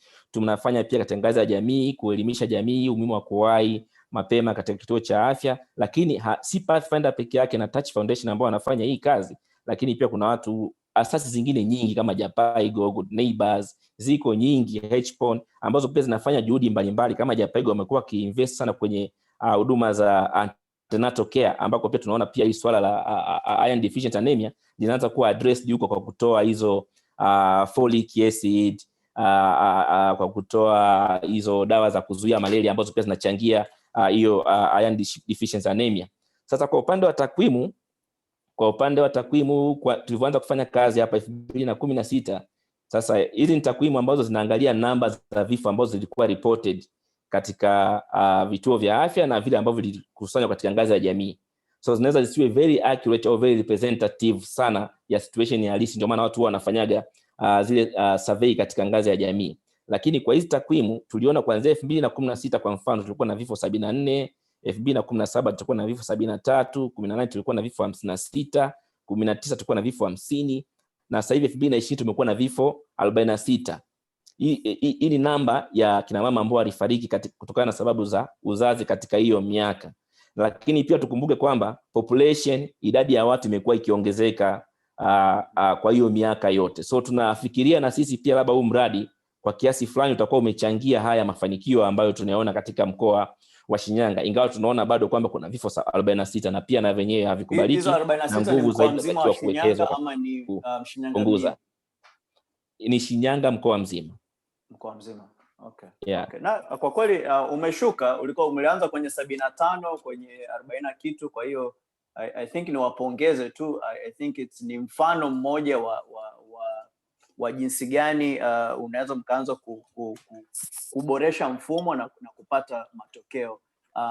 Kuna mdau ameuliza hapa, vipi serikali ndio inalipia hizo taksibubu ama inakuwaje? Ni kwa sasa tulivyoanza ilikuwa ni mradi unalipia hizo taxes, lakini kuanzia mwaka jana serikali walianza kuchukua huu mradi taratibu. Walianza kulipia 20% mwaka juzi, mwaka jana wakaanza kulipia 50%, na mwaka huu serikali itakuwa inalipia 100%, kwa sababu huu mradi unaisha mwezi Septemba mwaka huu. Na niseme tu serikali pia imekuwa na mchango mkubwa, kwa sababu nafikiri mnafahamu vituo vya afya vingi vimejengwa na miundombinu pia imeboreshwa kidogo. Ndio maana nasema huu mradi tunaamini kwamba utakuwa umechangia zile juhudi ambazo zinaendelezwa na serikali, lakini pia na wadau wengine pia. Asante sana Dr. Isiaka, kwa kweli naona mjadala umekuwa mtamu, unaenda na muda unakwenda mbio. Naomba nimlete tu Dr. Lillian kama tayari ameshafika. Dr. Lillian, I'm gonna call her. Tuangalie kama anaweza akatujoin akatupa tu maneno mawili matatu afu tuanze kuingia kwenye Q&A.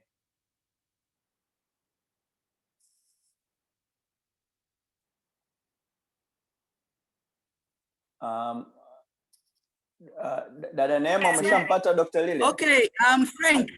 Yes, doctor is on the line. She's gonna try speak. Tuone kama tutamsikia. Kwa hiyo yuko kama speaker, kama yuko kwenye speaker hivi.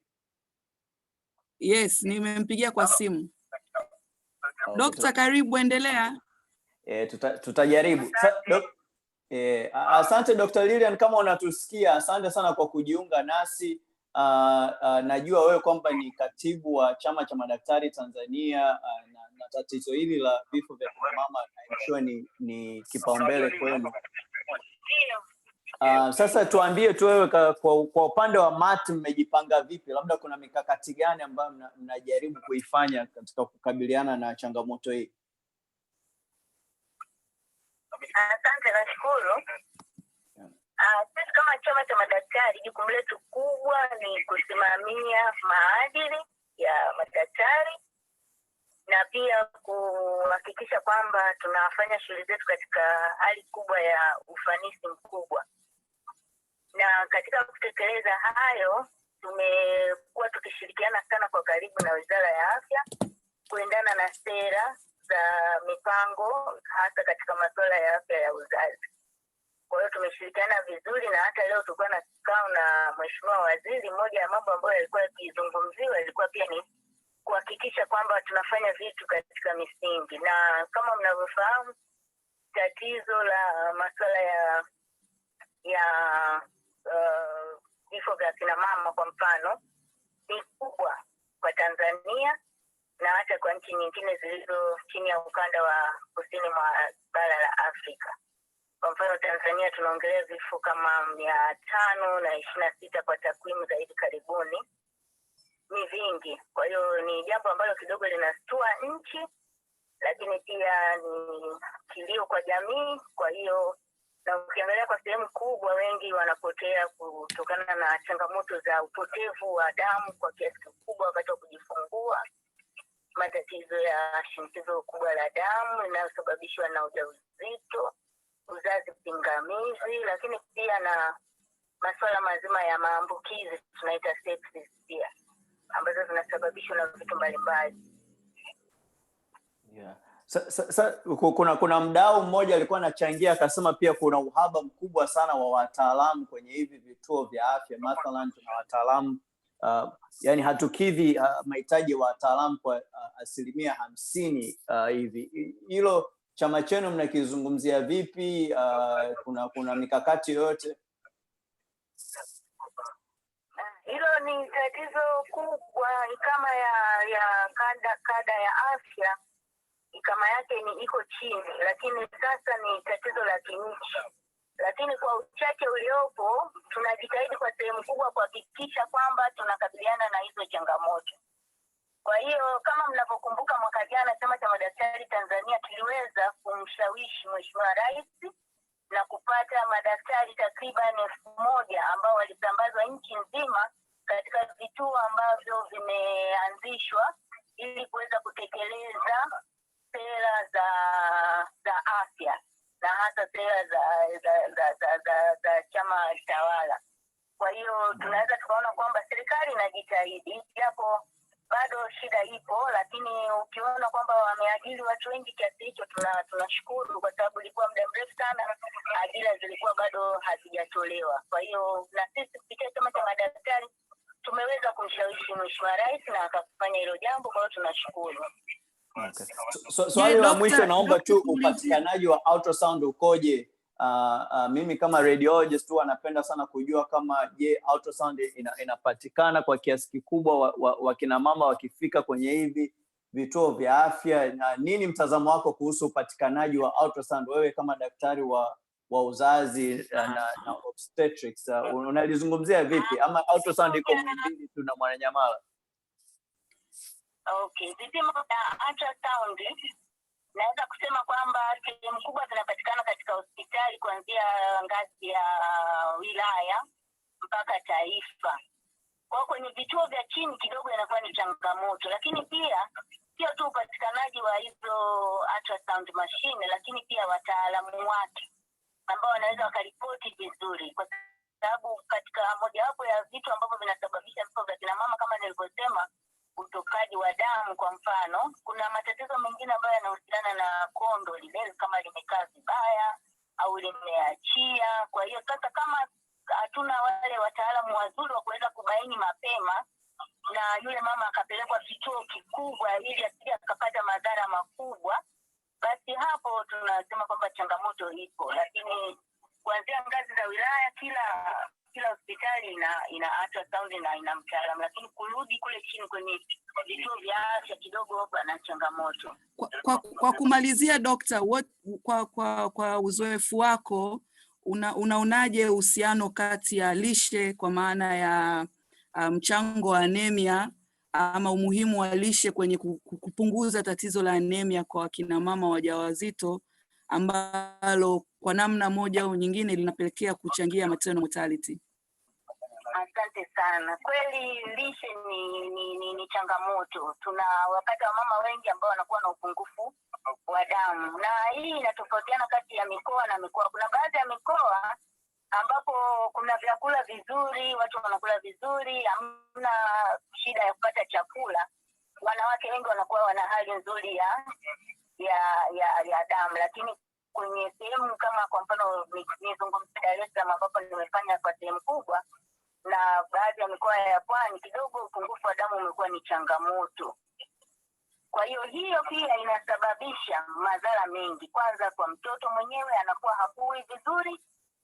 Tunasema mtoto ili awe na akili nzuri, IQ tunasema inatengenezwa kuanzia wakati mtoto akiwa tumboni kwa mama. Kwa hiyo mama anapokuwa na upungufu wa damu, tunasema yule mtoto hata ukuaji wake wa akili unakuwa duni. Ndio maana unakuta watoto wanazaliwa akija kuanza shule anakuwa hawezi kuelewa kwa urahisi kama mtoto ambaye mama amekula vizuri, amepata lishe nzuri, ana upungufu wa damu. Lakini pia ikija kwa mama yeye mwenyewe, kwa mfano akapata changamoto ya uzazi, kwa mfano akapata tunaita utokaji wa damu baada ya kujifungua, kama alikuwa na upungufu wa damu, inamaanisha mama anakuwa yuko kwenye hatari tofauti na mama ambaye alikuwa hana upungufu wa damu. Yaani anakuwa kwenye hatari kubwa ya kuweza kupoteza maisha, kwa sababu pale anapoteza damu nyingi kwa mara moja. Sasa na saa nyingine tunapata changamoto za upatikanaji wa damu kumrejeshea yule mama. Sasa ukikutwa damu ndogo ukapata ile changamoto, inakuwa ni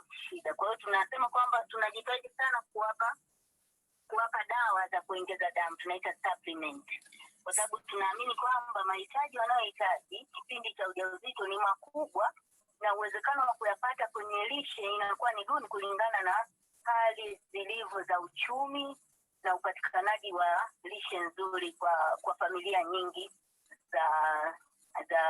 za hapa nchini kwetu Tanzania, labda na hata katika ukanda wa kusini mwa Afrika. Sawa, Dokta, umeelezea hapo kwamba mikoa ambayo ina chakula inaonekana kwamba wakina mama wanakuwa vizuri, lakini wadau wengi hapa wamechangia kwamba kuna culture issue. Labda madaktari kwa kushirikiana na wadau wengine, pengine inaweza ikawa wakati pale ambapo tunatoa elimu ya uzazi iendane sambamba na elimu ya lishe, kwa sababu iko mikoa ambayo inazalisha chakula kwa wingi au chakula kipo, lakini bado tatizo la anemia iko juu. Kama kwetu kule upande wa kanda ya Ziwa, nayo pengine inachangiwa na kwamba hatuna desturi ya kula vile vyakula ambavyo pengine vingetusaidia kuongeza kile kiwango cha damu mwilini. Uko sahihi Mheshimiwa Mbunge, hilo ni ukweli kabisa. Kuna baadhi ya tamaduni wanasema kwamba ukila, kwa mfano unakatazwa wasile mayai, wanaogopa kwamba watazaa watoto wakubwa, na kama hivyo unavyosema wengine chakula kipo, lakini kulingana na kwamba ni mwanamke basi kuna vyakula fulani anatakiwa asile, waanze kwanza kupewa wanaume. Kwa hiyo kuna hizo tamaduni. Nafikiri elimu bado inahitajika. Elimu inahitajika, na hata ukizingatia sasa hivi tuna utandawazi mkubwa. Kwa hiyo hata elimu inaweza kutembezwa kwa njia ya simu. Sasa hivi kila Mtanzania karibuni anamiliki simu. Kwa hiyo nadhani elimu ikiendelezwa, ikatolewa kwa njia mbalimbali, ikamfikia kila mmoja, basi atajua kwamba kuna umuhimu wa mama kupewa lishe nzuri ili aweze kukabiliana na changamoto za uzazi. Sawa, swali la mwisho la uchokozi, kuna wadau hapa wamechangia kwamba ushiriki wa wanaume katika swala zima hili la kusaidia kuchangia maternal mortality. Na najua humu wasikilizaji wengi ni wanaume, pengine wakisikia kutoka kwako Dokta, wao pia wana jukumu gani katika kuhakikisha tunapambana na hili swala la maternal mortality, sio letu peke yetu wanawake? Kwa kweli tunasema kwamba siku hizi kliniki ya wajawazito inatakiwa imhusishe baba na mama.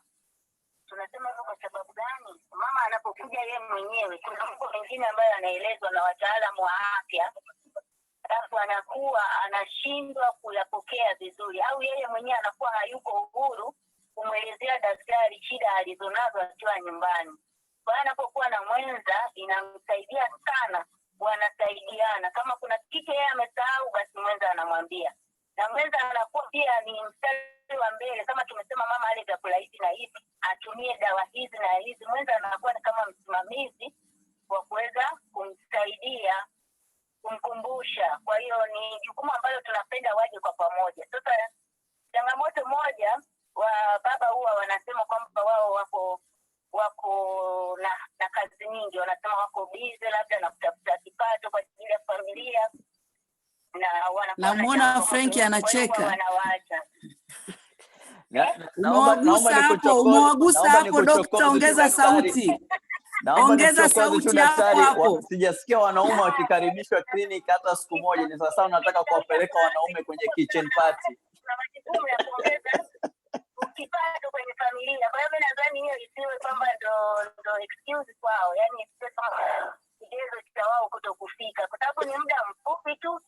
Na tena tumefanya kipaumbele kwa wale wanaokuja na wenza wao. Huwa tunawapa kipaumbele wanaume mapema, kwa sababu baba anasema anawahi kazini, basi tunawapa mapema. Kwa hiyo wasiogope kuja, kwani watahudumiwa haraka na watarudi kuendelea na shughuli zao. Wakina baba mmesikia, mwambie na wengine. Basi Dr. Minja, kama una la mwisho ili tumruhusu dokta. Asante sana daktari, tunakushukuru kwa mchango wako. Kabisa. Ni kweli kabisa mchango wako. Asante sana. Sasa dada Neema, naona muda unatukimbiza na kuna wengi sana wanataka kuchangia mada hapa. Sasa inabidi tutengeneze kamfumo kidogo. Kuna wale ambao wamenyoosha mikono na kuna Dr. Mchaki ambaye nilimkatiza kidogo.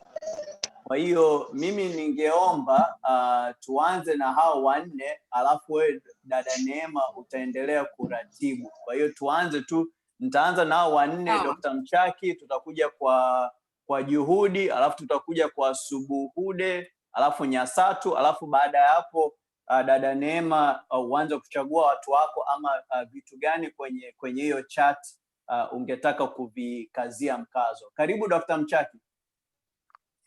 Shukrani mwenyekiti.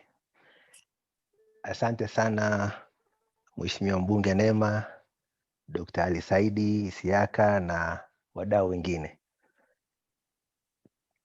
Hii topic ni kubwa sana jamani. Lakini sio kwa kukatiza tamaa, ila ningependa kurudi nyuma kidogo kwa aliyokuwa anasema Dr. Ali kutokana na sababu ambazo zinachangia vifo vya kina mama. Nafikiri pia katika ile swala elimu, naona ni kitu kikubwa sana katika uchangiaji wa vifo vya kina mama, kwa sababu toka kwenye kituo cha afya pale ambapo mama anapata anaenda kuhudumia kwa ajili ya kliniki ya ujauzito wake, wanapewa elimu. Kuna wadau pia wameshasema pia kwenye chat kule kwamba elimu ni ndogo sana. Kuna Bi Holly amesema hivyo pia, nakubaliana naye, lakini serikali kwa ujumla ninaona pia inajitahidi kupitia vyombo vya habari, TV, radio, sijui kuhusu simu, kujaribu kuelimisha kina mama kuhusu hili swala. Kwa upande wangu mimi nilikuwa nafikiria labda sehemu zile wanazopewa huduma, aidha mama anapofika, sawa kila mtu anatoka katika sehemu mbalimbali, ingekuwa muhimu pia wakiwezeshwa kuweza kujua kiwango cha damu cha mama wakati ule, pamoja na kwamba wanapewa vile vidonge vya kuweza kusupplement ile hali ya upungufu wa damu ambao utapelekea kupata watoto njiti, migongo wazi na kadhalika. Kwa maana hiyo basi inaonyesha kabisa kwamba swala la vitendea kazi vinahitajika kwenye zile sehemu, watu walioelimishwa, wenye elimu, kwa maana kwamba skilled personnel wanahitajika. Alafu pia katika kupunguza umbali kutoka kituo hadi kwenye sehemu, hospitali ya rufaa. Nimeandika kwenye chat uko tayari kwamba kwa mfano hapa Lisutu wanasaidiwa na Millennium Challenge Corporation ambayo ni kama NGO inayowapa watu binafsi nafasi ya kutoa magari yao, kwa mfano aina ya Noah zinakuwa converted, inakuwa kama vile gari ya kubebea wagonjwa. Kwa hiyo wanapewa idhini na wanawekwa na kimulimuli na kila kitu kuweza kusafirisha wale wagonjwa kutoka kwa vituo vya afya kupelekwa kwenye hospitali za rufaa, na imeonekana kwamba ni kitu ambacho kiko effective na kupunguza matatizo katika jamii vile vile, sio tu kwa upande wa kina mama wajawazito au magonjwa mengine vile vile. Dr. Mchaki, naomba nikuchokoze tu kidogo, hali ya vifo vya kina mama hapo Lesotho ikoje? Ni kama vile ulivyotoa kwenye chat pale kwamba ratio 2017 ilikuwa 544, ambayo ni hatujapishana sana na sisi, kwa hiyo namba ziko juu. Though ukiangalia population wise wao wako wachache, jumla ya watu hapa ni 2,000,000. Kwa hiyo sasa hapo inakuaje? Sitaki kwenda sana kwenye Lesotho, lakini inakuaje? Maana nadhani Lesotho wako karibu na Afrika Kusini, kwa hiyo I hope huduma za kiafya zinapatikana. Aidha kama sio Lesotho wanaweza wakatoka Lesotho. Tugusie tu kidogo, sitaki kuingia sana, lakini nashangazwa kidogo na hizo takwimu. Uko sahihi Dr. Frank. Kwa kweli ukilinganisha na Afrika Kusini, wao mwaka huo 2017 ratio yao ilikuwa 119 kwa kila 100,000. Nchi kama nchi Lesotho wameshindwa au kuiga niseme mambo yanavyofanyika Afrika Kusini, na naweza nika speculate tu kwamba ni sababu labda za kisiasa na nini, kwamba hawajatoa kipaumbele sana kwenye swala hili la tunalozungumzia sasa hivi la afya na kina mama, wakina mama wajawazito. Samahani, kwa naomba hiyo niwakumbushe muda. Okay. Ni sawa tu, na kushukuru kwa hilo, kwa sababu pamoja na kwamba wao wana access kwenye hiyo Millennium Challenge Corporation, na bado pia wana changamoto kama sisi. It's surprising, na hiyo issue ya elimu nadhani ni pana sana. Dada Neema, kuna swali lolote ambalo linajihusisha kwenye mambo ya lishe tuliingiza kabla sijamleta Bwana Juhudi? Yes, kuna michango mingi kwenye chat ambayo imekuwa inasema kwamba elimu ya uzazi inatakiwa iende pamoja na elimu ya lishe, pamoja na watu wajue umuhimu wake, kwa sababu kama kuna mfano umetolewa wa Njombe, ametoa Dr. Astronaut Bagile kuhusu kwamba wanalima sana lakini watoto hawali, wakina mama hawali, wanauza zaidi. Kwa hiyo pengine madaktari ambao tuko nao siku ya leo wanaweza kaona pia namna gani na wao wanaweza wakaingia kwenye hii discussion ya kuhamasisha umuhimu wa lishe kwa kina mama wajawazito, iwe ni kabla ya kushika mimba, wakati wa mimba na baada. Yeah, I think that is excellent. Kama kuna mdau yeyote ambaye anaweza kuchangia kwa nini hata wale ambao wanafikia kupewa zile dawa za kuongeza damu kwa maana ya iron na folate hawazichukui ama hawazitumii, labda kuna imani potofu kuhusu hizo supplements, labda zinaharibu mimba ama zinafanyaje? Sijui hizo imani potofu ni zipi. Kuna mtu yote anaweza akachangia kuhusu hilo? Kuna mikono miwili hapo naona, Subehude na Nyasatu na Juhudi. Sasa sijui. Okay, tumuingize Subehude, karibu. Yeah, asante. Yeah. Kwa majina naitwa Mr. Mayaya. Yeah. Niko Tabora, nafanya kazi ya kilimo maruhuku au organic farming. Sawa. Kwenye issue ya supplement na lishe kwa ujumla, nadhani pia changamoto kubwa iko kwenye lishe. Dada Neema alizungumza juu ya kwa nini supplement na sio kitu chenyewe. Kuna sababu ya msingi ni kwamba kama tutarely zaidi kwenye supplement, bado tatizo hatujataka kulitatua. Tukitaka kulitatua tatizo, turudi kwenye base. Ningeweza kusema kwamba tunarudi Edeni, kwa sababu Edeni hatukupewa supplement, ila tulipewa mimea ambayo ina chakula. Na kutokea kwenye chakula tunapata vyote hivyo, supplement na mambo mengine. Sasa basi, kwenye kilimo sasa hivi pia kuna changamoto. Kuna changamoto kubwa kidogo, kwa sababu zaidi tumewekeza hata sera ya kilimo pia inachanganya mahara, kwa sababu unakuta inataka watu watumie pembejeo kwa wingi. Lakini ukumbuke kwamba si kila mkulima anayelima chakula chake anaweza akamudu hizo pembejeo. Na matokeo yake hizo pembejeo bado pia ni tatizo kwenye miili ya wanadamu. Mfano, ikiwa ni sumu za kuua wadudu ambazo mara kadhaa tunajifariji kwa kuita dawa za kuua wadudu, imeingia kwenye mwili, hakuna sehemu ambayo inahitajika. Zaidi itaenda yani kuharibu zile vital organs kama figo, maini na vitu vingine huko. Sasa bado ile afya ya mwanadamu haijakaa sawa. Sitaki sana kwenda huko, lakini nataka kuzungumza juu ya vifo vya kina mama. Nikukumbushe utumie muda mfupi ili na wengine wachangie. Ya, nitaka tu nirudi kwenye vifo vya kina mama.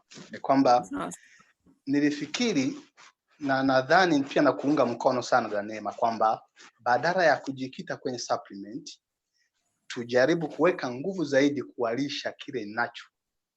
Na kikiwa natural maana yake kisiwe industrial, maybe poisoned. Kivipi? Kwamba tuwafundishe watu kulima hivi vyakula ambavyo hasa vinahitajika kama mboga mboga bila kutumia kemikali. Kutokea hapo tutakuwa tumeshawaepusha matatizo mengi. Moja, tumewaparishe yenyewe ambayo iko Eden, lakini mbili, tumewaepusha na sumu ambazo zinatokana na sumu za viwandani. Na mwisho wa siku nadhani tunaweza tukawa tumepunguza vifo vya kina mama wajawazito na hata watoto wachanga bado. Nadhani naweza nikaishia hapo. Naomba tu nikuchokoze kidogo tu. Vipi wewe katika mwitikio wa vijana kula mboga mboga hizo organic? Ama hizo organic ni vitu ambavyo unavisafirisha nje kama export, ama unadhania hapo ulipo Tabora kuna soko la mboga mboga organic? Labda tu sasa nikwambie kwamba kuna changamoto sana, kwa sababu kwanza ninachokiadvocate mimi kinapingana kidogo na sera ya kilimo. Kwa sababu kwenye sera ya kilimo inataka watu watumie pembejeo, sawa? Na wakati huo si kila mkulima anaweza kamudu pembejeo. Sasa utofauti ni kwamba, au mgongano unakuja wapi? Mimi au sisi kwenye taasisi yetu ni kwamba tunafundisha watu watumie, yani watumie zile available resources bila kuwekeza pesa nyingi kwenye sumu na mambo mengine. Lakini hapo wazalishe kitu ambacho wanaweza wakakitumia kisiwape shida. Nitolea mfano pia wa magonjwa yasiyoambukizwa. Pia mengine tunayapata kwenye viwanda, kwenye hizo chemicals ambazo tunanunua kutoka kwa ajili ya kutumia kwenye kilimo. Nikushukuru kwa tuna dakika 49, naomba niwe polisi kidogo wa muda. Hamna shida. Tungeruhusu ule mkono mwingine pengine. Hamna shida. Yeah. So Mheshimiwa Neema, sijui naona huu mjadala kama umenoga kidogo, sijui kama utaturuhusu tuongeze kwa muda kidogo, lakini kama utapenda mimi sina tatizo lolote. Tunaweza tukaongeza muda, lakini pia tumudu muda ili wachangie wengi. Hamna shida. Tutaongeza tu dakika 30 za ukweli. Kwa hiyo tutamaliza saa 30 minutes after. Lakini kila mchangia mada atapata dakika 2 maximum za kutoa hoja yake. Kwa hiyo wale ambao tunataka kuchangia, naomba mnyoshe mikono, na dada Neema naomba unisaidie ili tukae kwenye mada. Tukijikita zaidi kwenye mama mjamzito na mboga mboga ambayo ndio kauli mbiu ya leo. Yes. Kwa hiyo utanisaidia katika hilo. Naomba nimuingize Juhudi, maana yeye alitaka kuchangia sana kwenye kushirikisha kina baba. Alafu tutakwenda kwenye safu. Naomba Supe ukishaongea ushushe mkono ili tusichanganye. Yeah. Amna shida. Hii tumesha manage hiyo. Karibu Juhudi, kama upo unmute alafu uchangie hoja.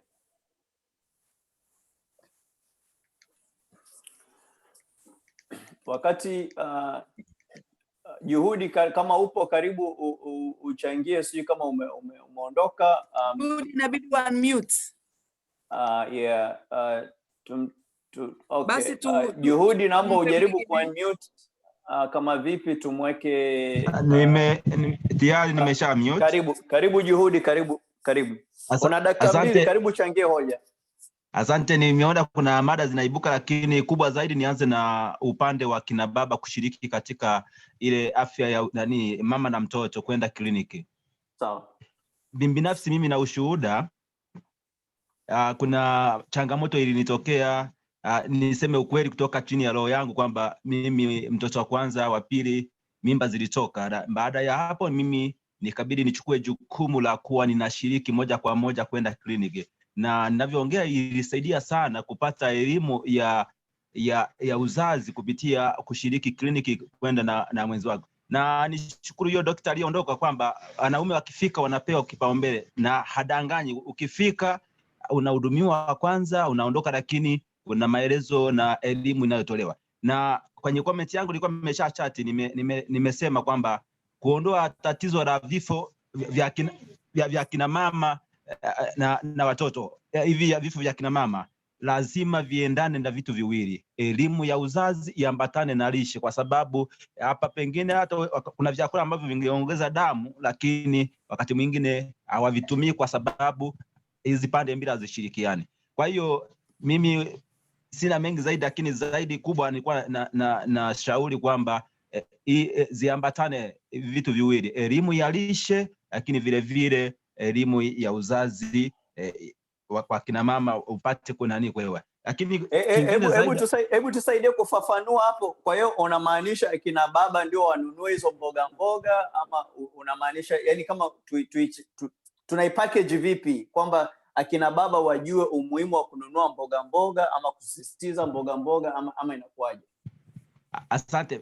Hapo kwa ufafanuzi zaidi kwamba mbali na kununua mboga mboga akina baba, lakini akina baba tukubali kushiriki kwenda kliniki kwa sababu elimu inatolewa kule. Kwa mfano kuna daktari kwa anazungumza wanawapa vidonge vya kuongeza damu, lakini kuna wengine akina mama wanakuja wanavificha. Lakini kama wewe umeshiriki moja kwa moja kule kwenye elimu ya uzazi kule kliniki, umeenda wewe baba na mwenzi wako, utakuja unamsisitiza, utamkumbusha kuvitumia. Lakini kama ameenda peke yake, ni maamuzi yake kuchagua kutumia au asitumie. Kwa hiyo ni vitu hivyo. Lakini kubwa zaidi na kwenye upande wa mboga mboga, matumizi haya ya, kwa mfano kuna imani zinajengeka. Mimi kwa mfano nimekuwa nikaambiwa kwamba mama mjamzito haruhusiwi kula mayai, lakini unakuta ndio sivyo. Ukienda kule elimu ya wataalamu wa afya na kuelekeza mama kula yai ni muhimu zaidi akiwa na ujauzito, kwa sababu ya kusaidia ukuaji wa kiumbe kilichomo. Kwa hiyo ni muhimu zaidi akina baba kushiriki. Mimi nasisitiza tushiriki katika ile afya ya mama, baba na mtoto wakiwa kliniki kule. Asante sana Juhudi, na kushukuru sana Asante sana. Tutakwenda sasa kwa Nyasatu, lakini kabla ya Nyasatu hajaingia, kuna wengine wamejibu hoja hii ya imani potofu kuhusu hivi vidonge vya iron na folate, kwamba unapata choo cheusi, labda kunakuwa na harufu mbaya kwenye kinywani na kadhalika.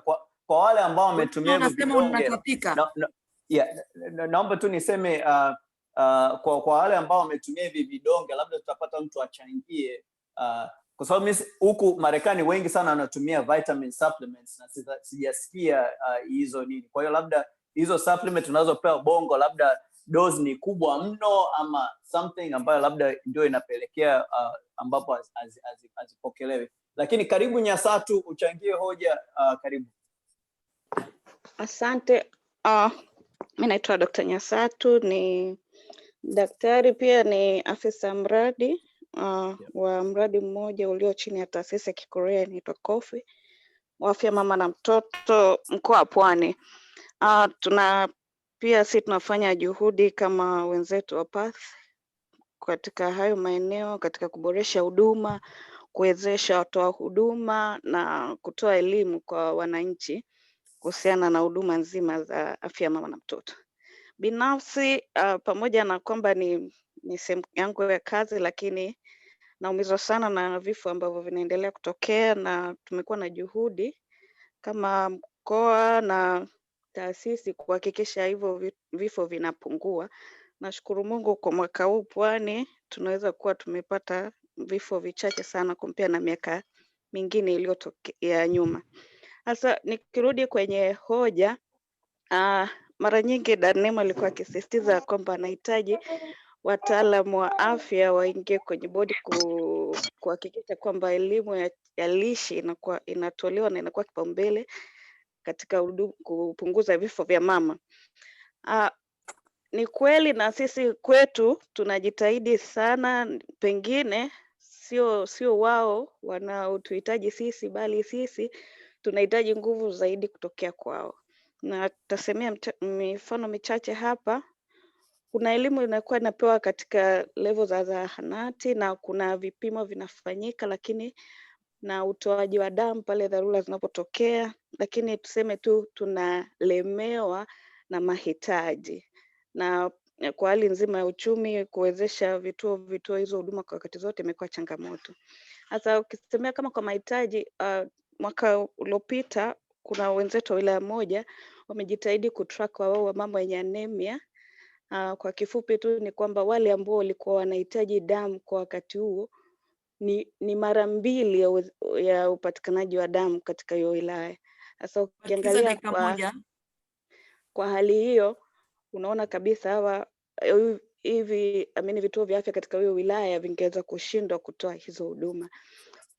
About elimu ya lishe, changamoto kubwa iko wamama wamekalilishwa tu mboga za majani, lakini nafikiri kuna mahali hatugusi nafasi ya vyakula vyenye iron nyingi kama legumes ambazo hazitamki mahali popote. Kwa hiyo wamama wanashindwa kwa mahali zahanati na legumes ndio kama nini? Legumes ni kama maharage, makunde, njegere na nini. Zina iron nyingi compared to vegetables. Nafikiri zina vitamin C nyingi compared to iron. Kwa hiyo sasa hawa mama kweli wanajitahidi kula mboga za majani, lakini unakuta wana miss another part ambayo ingewasaidia sana wao kuliko ambavyo wangebakia tu kwenye kula mboga. Daktari, naomba tuende tu mdogo mdogo. Hawa kina mama wanagundulika vipi kwamba wana anemia? Ni lazima wapimwe HB?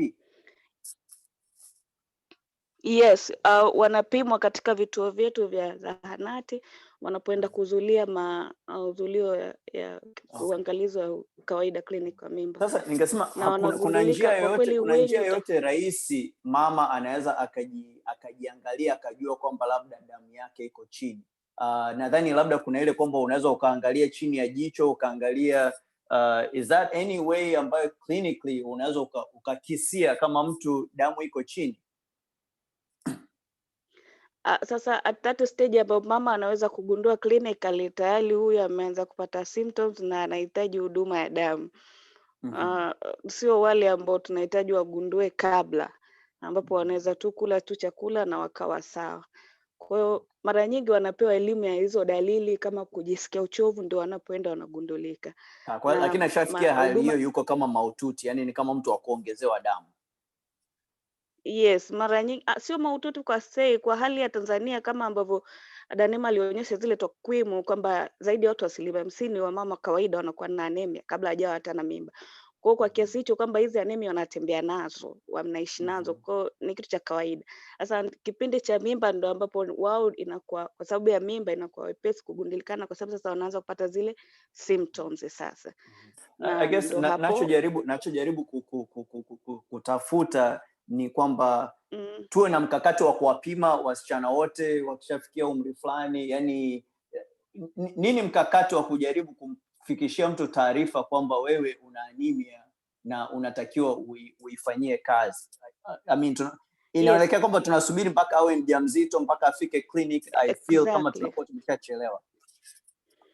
Kama ambavyo nasema, ndio maana mimi nimeita juhudi za nje ya afya, sehemu kama ya elimu na huduma za kijamii ambazo zinaendelea zifanyike. Ukifuatilia kama elimu ya uzazi wa mpango, Tanzania imeeleweka kiasi kwamba kijana mdogo ni rahisi kukuelezea 1, 2, 3 kuhusu uzazi wa mpango. Lakini kuhusiana na lisha sasa, hizi dalili za kukosa vitamini na madini muhimu hatuna uwezo huo. Ukiwauliza watu wengi wanaokuja zahanati au kwenye mimba wakiwa na uguo, ukimuuliza tu unafahamu madini chuma, ni kitu ambacho hajui.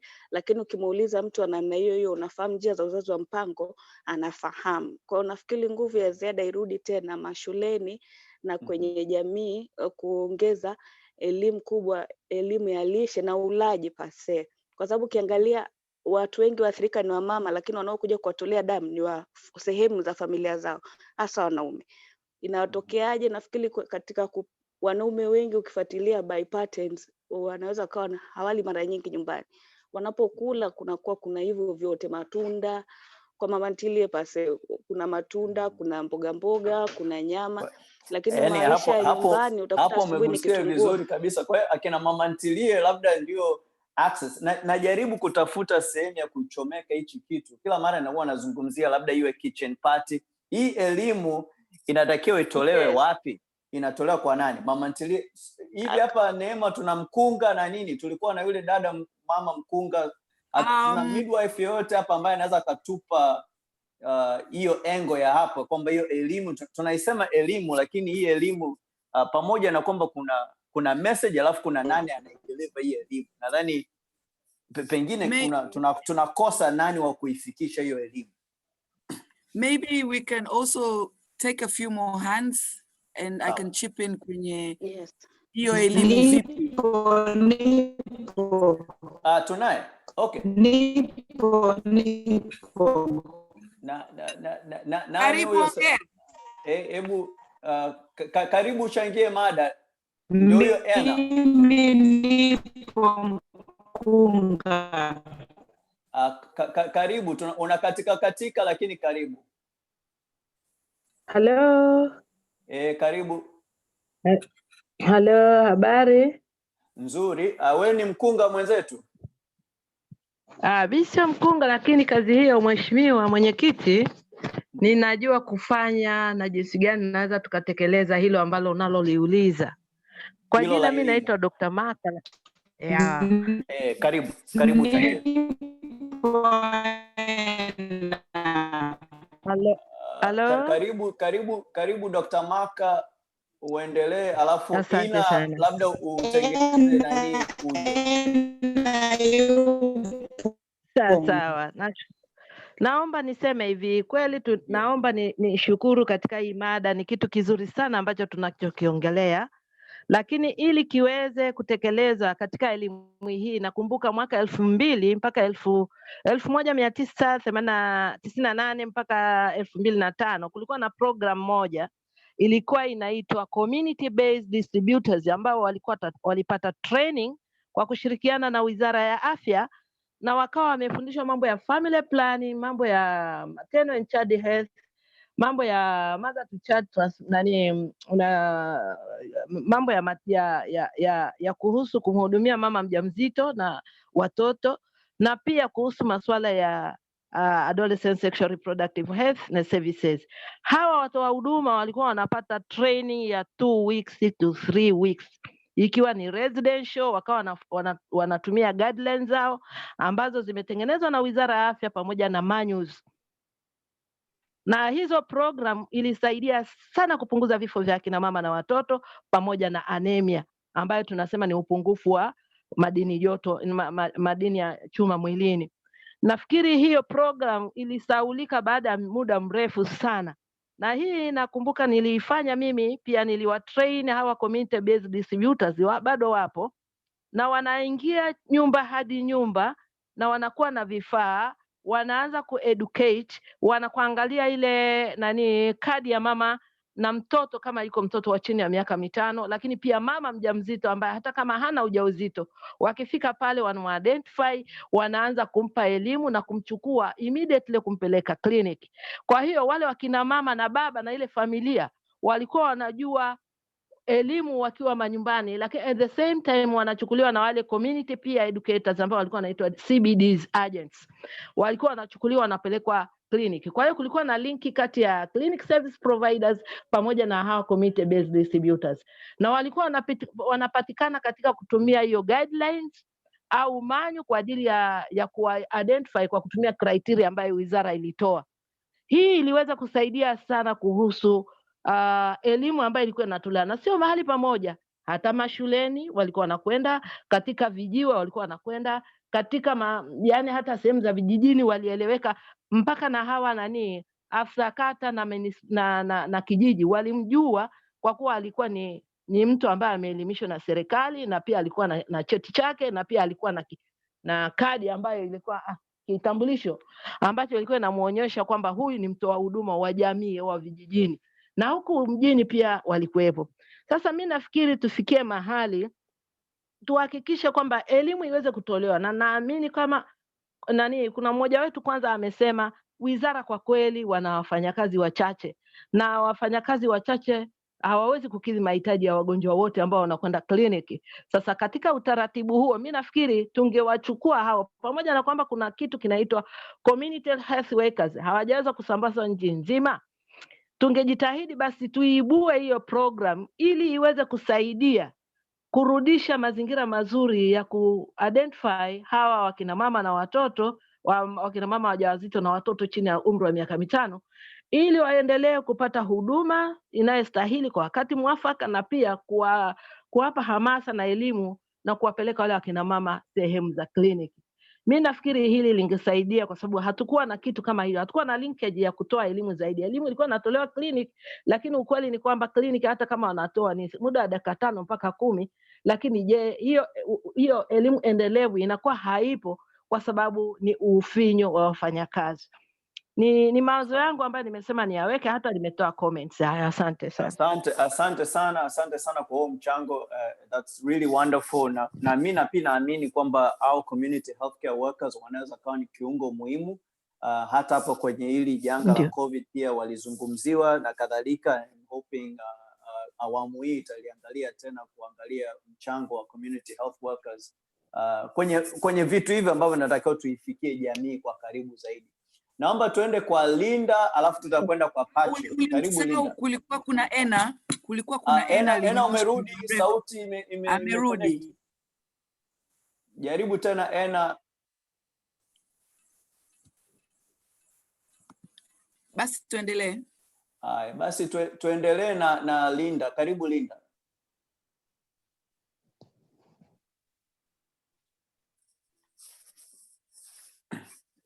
Karibu Linda. Habari, asante sana kutoka Muhimbili University. Unanisikia? Tunakusikia, karibu. Linda Paulo, Muhimbili University, ni public health nutritionist, and I'll be very brief. Number 1, sijajua kwa nini recommendation ya kwanza inakuwa mboga mboga for anemia. Kwa sababu evidence inaonyesha kwamba animal sources are the best, and I thank kwamba kuna mtu ameongelea hapo. So I think inabidi kuna namna ambavyo labda hiyo regulation ni guideline haijakaa vizuri, kwa sababu ukiangalia plant source iko very Okay.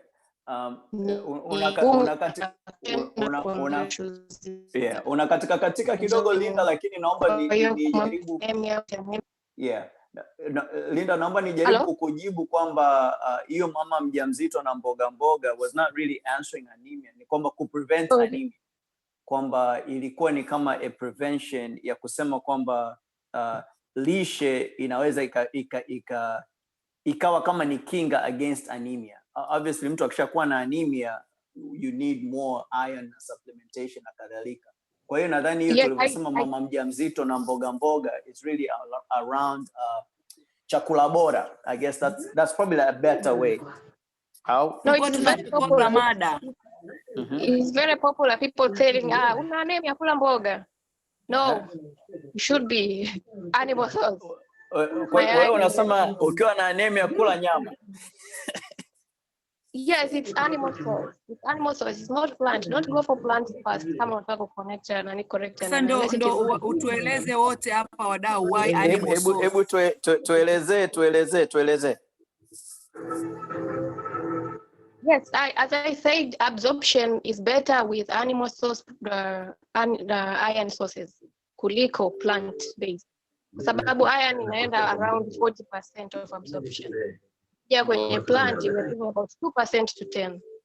So it is really not the best way to correct or to prevent. Sasa tuchokoze tu mada Linda, na nashukuru kwamba umejiunga. Yeah, nashukuru guideline. Yes, I just want to be very brief, and then the second point is I've always think kwamba we have gone for the cheapest and the most less tolerable option when it came to easy supplements tunazowapa as a correct anemia. I'm really like interested to see kama kuna mtu yote amefanya study ya kucompare tolerability ya easy iron supplement ambazo zinapatikana kwenye dispensaries na ambazo wanatumia private people like pregnant care or what, like people who are getting their services in better clinics. Because I think if somebody can do that, then I think we can prove kwamba these women they are not tolerating those medications. Kwa hiyo yani kwamba haya mavidonge ni makubwa kweli kweli.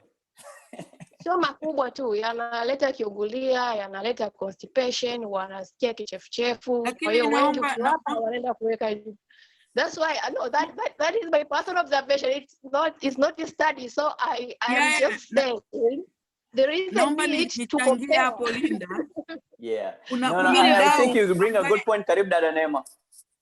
Kuna mdau ambaye yuko US ni daktari amesema kwamba swala la kichefuchefu na rangi ya choo kubadilika it's normal hata in the US, maana unapokuwa mjamzito unapewa extra folic, yani ile dosage inakuwa ni extra.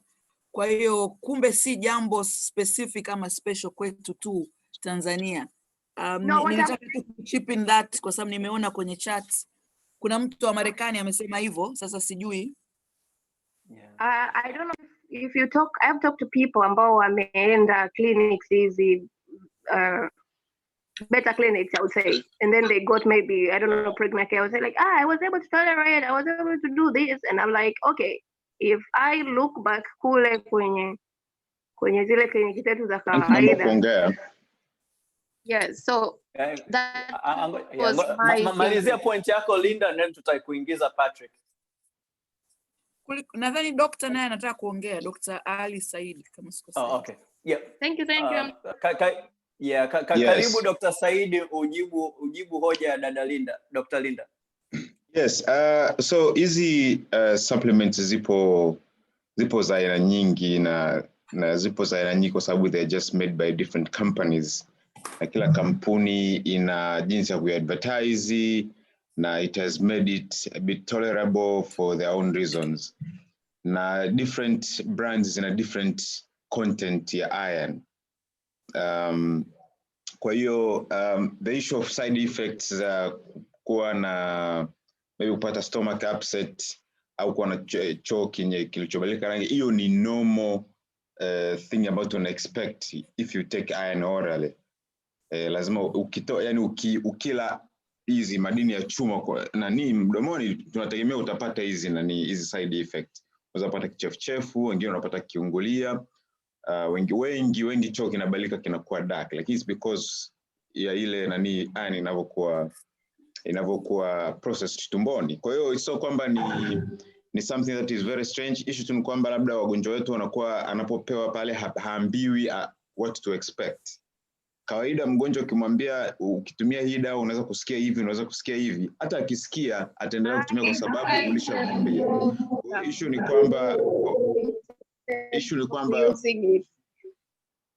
ni kwamba wagonjwa wetu hawapewi proper counseling ya atumieje dawa alafu nini. Kwa hiyo in the end mgonjwa ana Na of course Linda umeongea issues like pregnant care. Pregnant care is these are supplements lakini zina very small content ya iron.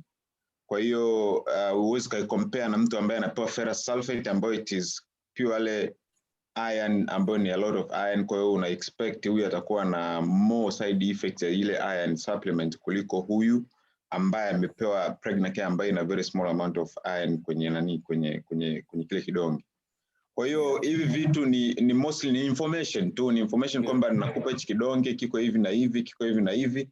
If you use utafeel hivi, this will happen. Wamama wote ukishamwambia choo kitabadilika rangi, so kwamba hataweza kuacha kutumia kwa sababu ya nani ya kwamba choo na ulishamwambia. That is how it is.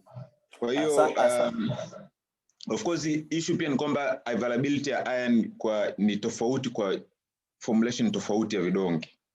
Kwa hiyo ukisikia labda iron sulfate au iron fumarate au iron nini, hizi maana yake ni kwamba kuna ile amount of iron ambayo inaingia kwa mguu kwa client inakuwa tofauti kutokana na ile formulation ya kile kidonge alichopewa.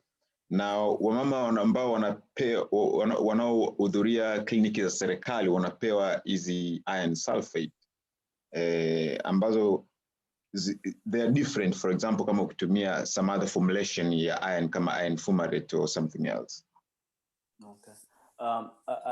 Asante sana Dr. Saidi. Nitaka tu nimweke Patrick kama mgeni wa mwisho wa kutoa hoja, alafu dada Neema uanze kujipanga utupe ule project yenu ya agrithamani katika kujaribu kuhamasisha katika level ya kutengeneza hizo lishe kwa madam ya hizo bustani za mboga mboga. Kwa hiyo karibu Patrick uchangie mada dakika 2. Asante sana. Habari za saizi, mnanisikia vizuri? Nakusikia vizuri, karibu sana. Asante. Okay. Mimi si mtaalamu sana wa mambo ya nutrition na nini, lakini nilikuwa na wazo tofauti kidogo. Na wazo langu lilikuwa ni kwamba katika masuala ya lishe haya niliona kwamba ili kuwafanya hawa kina mama kule waweze kwa sababu kila kitu ni kwamba kama watakula ni vegetables au ni fruits, ni kwamba inategemea vile vile ni amount gani wanaoipata na jinsi wanavyopika kwa mfano hicho chakula. Sasa swala ambalo nilikuwa nalifikiria, tuna teknolojia nyingi sana huko na diaspora ambayo kama ya kutumia hizi blender zile ndogo ndogo za umeme ambazo zinatengeneza kama shake kama nini ile.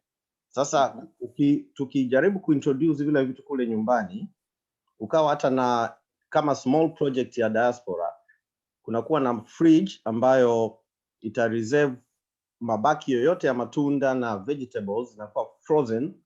Pale anapotaka kutumika zinakuwa packed already kwenye packet ambayo ina few bananas, labda one banana ile meal, yani one day meal, ambayo yote ile ikifanywa blending na ni ya baridi. Mtu kwanza anakunywa kitu baridi kimechanganywa na maji, pamoja na unaweza ka blend hata spinach, ka blend anything fresh ambayo hulose zile nutritious kwa kuchemsha, kwa kupika wala kufanya nini.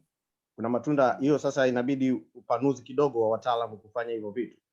Sasa vitu kama hivyo tukiweza kuvifanya kwamba zile zikawa supplied au tukaanzisha centers ndogo ndogo ambazo kina mama wanaweza kaenda pale akamtuma mtoto akaenda kwa bei rahisi wakanunua packet moja ile akafanywa blending pale akawekewa kwenye chupa yake, nyumbani akifika na kunywa. Akimaliza ile chupa moja, ule ni uhakika pale amekula ndizi nzima, amekula embe zima au amekula kitu kimoja complete. Ila ukimpa mtu wale kumkatia anaweza asili. Ila kunywa ana consume a lot of the same thing lakini kwenye ile form ya liquid. Kwa hiyo kwa nia hiyo tunakuwa tumefanya kitu ambacho kimesaidia sana kuharakisha ile hali ya wao kupata zile nutrition wanazohitaji.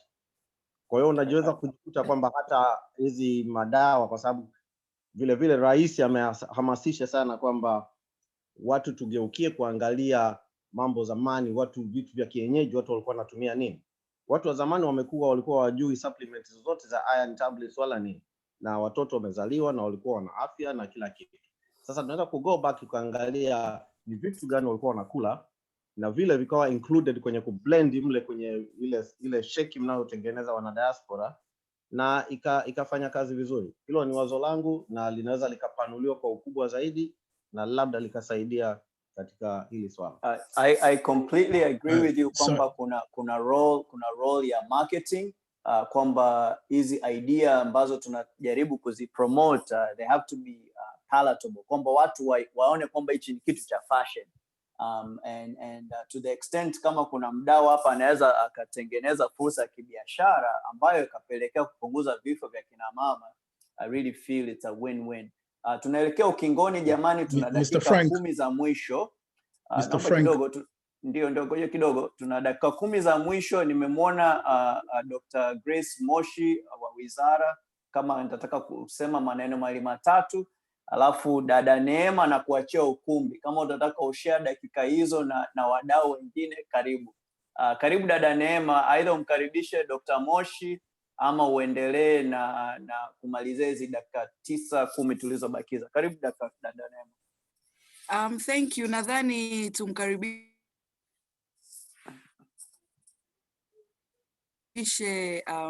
dada Grace ambaye ameingia sasa hivi, na yeye pia alikuwa kwenye kikao na mheshimiwa waziri. Kwa hiyo nadhani tumsikie kwa sababu yeye ndio anayesimamia masuala ya lishe wizarani.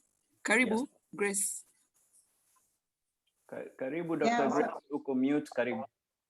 Asante sana mheshimiwa dada Neema Lugha Kingira. Yep. Jamani, naombeni mnisamehe sana kutokana na sababu ambazo zilikuwa nje ya uwezo wangu. Sikuweza kuwa na nyinyi toka mwanzo. Naomba mnisamehe jamani, mmenisamehe. Hamna shida, tuko pamoja. Imeeleweka kabisa. Asante sana. Kwa kweli napenda ni washukuru. For the benefit of everyone, Grace ndio anayesimamia masuala ya lishe Wizara ya Afya. Karibu dada, endelea. Yeah, na niombe tu dada Grace, kuna mdau kwenye chat ameulizia tumefikia wapi kama taifa kuweka folic acid kwenye unga, ili iwe ni kitu ambacho kiko available kwa kila mtu, whether ni mwanamama au mwanababa. Kama huku nchi nyingine nadhani folic acid iko kwenye unga na mkate na kila kitu, kwa hiyo hamna haja ya kidonge. Lakini tupe tu mtazamo wa wizara. Karibu sana. Asante sana. Kwa upande wa Wizara ya Afya tuna program za food fortification, yani uongezaji wa micronutrient, kwa maana kwamba vitamin na minerals kwenye chakula. Na kwa program tulizonazo, tuna program ya uongezaji wa virutubishi au hizo micronutrients kwenye unga wa ngano, ambapo unga wa ngano unaongezwa aina 4 za virutubishi au hizo micronutrients, ambazo kwenye unga wa ngano tuna hiyo folic acid ni mojawapo, pamoja na ferrous iron, pamoja na vitamini B, B12 na zinc. Kwa hiyo ni hizo ndio micronutrients ambazo tunaongeza kwenye upande wa fortification. Na unga wa ngano ni kwa sababu unga wa ngano unazalishwa na viwanda vikubwa, unga wa ngano wote ambao unaliwa Tanzania uko fortified.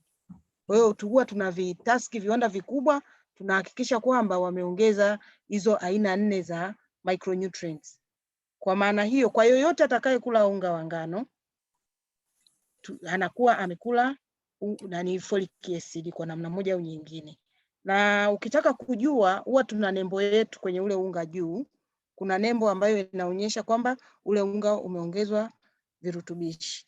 Sema tu kwamba uelewa bado haujasambaa kwa kiasi kikubwa. Ni wachache ambao wanaelewa, lakini bado tunaendelea kuelimisha jamii kwamba wanapoenda kununua unga wahakikishe kuna ile nembo ya kwamba ule unga uko fortified. Apart from unga wa ngano, pia tunaongeza pia hivyo micronutrients kwenye unga wa mahindi.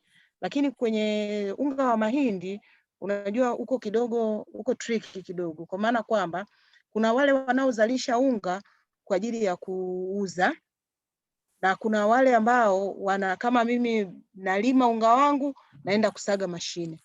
Kwa wale ambao wanazalisha wanauza, wale nao tumeshaanza angalau kuadvocate waweze kuweka hivyo virutubishi, ambapo kuna baadhi ya maeneo, kwa mfano mashine nyingi za mkoa wa Morogoro na wale wanaouza unga, ule unga wao umeongezwa virutubishi ambavyo ni hizo minerals na vitamins za aina 4 ambazo nimezizungumzia, ambapo folic acid ni mojawapo. Lakini sasa shida ya unga wa mahindi huwa yani sio mikoa yote inakula mahindi, unakula ugali. Kwa hiyo kwa ile mikoa ambayo inakula ugali, tunajitahidi kufanya nini? Kufanya kama sensitization, wale wenye mashine waweze kufanya fortification. Na ili waweze kufanya fortification, huwa kuna kifaa fulani ambacho kinaunganishwa kwenye mashine, kinaitwa dosifier, ambayo ile ndio inafanya dosing ya zile micronutrient. Kwa hiyo ni lazima wale wenye mashine wajengee uwezo waweze na kuhamasisha waweze kuweka ile dosifier. Kwa hiyo ni baadhi ya mikoa ambayo inafanya hiyo, hatujaweza kukava kwa nchi nzima. Sasa changamoto tulionayo ndio hiyo, kwamba kwa yule ambaye anazalisha mwenyewe na kwenda kusaga mashine, sasa modo ya kuweza kuweka ile fortificant kidogo ni ngumu, kwa sababu pia ili uweze kufunga ile dosifier lazima teknolojia iwe kidogo iwe advanced, uwepo umeme, na mashine iwe ni ile mashine inayotumia umeme. Na ukiangalia kwa upande wa vijijini, nyingi ni zile ambazo zinatumia diesel. Kwa hiyo bado kidogo bado hapo ndo tunahangaika, we are struggling to make sure kwamba angalau wanafanya hiyo, wanaongeza hizo fortificants. Pia tuna program ya kuongeza virutubishi au hizo micronutrients kwenye chakula cha watoto wadogo. Kwa hiyo wale watoto wadogo huwa kuna zile tunaita sprinkling au tunaziita micronutrient powder. Kile ni kisachet ambacho kinakuwa na mchanganyiko wa different micronutrient, yani vitamins pamoja na minerals. Na hiyo folic acid ni mojawapo. Kwa hiyo ile pale huwa inawekwa kwenye chakula cha watoto cha kulikiza. Kwa hiyo huwa kwenye clinics zetu na kwenye forum ambazo tunakutana na wale caregivers au wale wamama wanaolea watoto, huwa tunawaelekeza kwamba wanapowapa watoto kama ni uji, wahakikishe wanaweka hiyo micronutrient. Pia tunafanya fortification kwenye mafuta ya kula. Lakini sasa mafuta ya kula yenyewe huwa ni kinachoongezwa kwenye mafuta ya kula huwa ni vitamin A peke yake. Kwa sababu pia ya nature. Fortification huwa tuseme teknolojia yake huwa kuna vehicle ambayo inatakiwa kubeba zile micronutrients. Yes. Dr. Grace, I think natakiwa tukurudishe wewe kwenye follow up mada kwa sababu I think mchango wako is very very important ili hata watu wanavyotoa hizi idea tuwe tunaelewa nini ambacho kinaendelea. So I think dada Neema, I really feel kwamba wiki kadhaa zikipita, naomba tuirudie hii mada. Nadhani kuna vitu ambavyo vya kuongezea hapa vingi tu vya kufanyia kazi, lakini dada Grace, kuna mmoja amechangia mdau hapa jinsi gani ya kufikisha elimu, na kuna wengine walikuwa na suggest kutumia community health workers, lakini yeye alisema kuna watu wa CBD ambao sikujua kirefu chake ni nini. Lakini wizara ina njia gani ya kufikisha hii elimu kwa jamii outside clinic na hospitali na madaktari na kadhalika? Tunafikia vipi jamii kwa hapa hii elimu?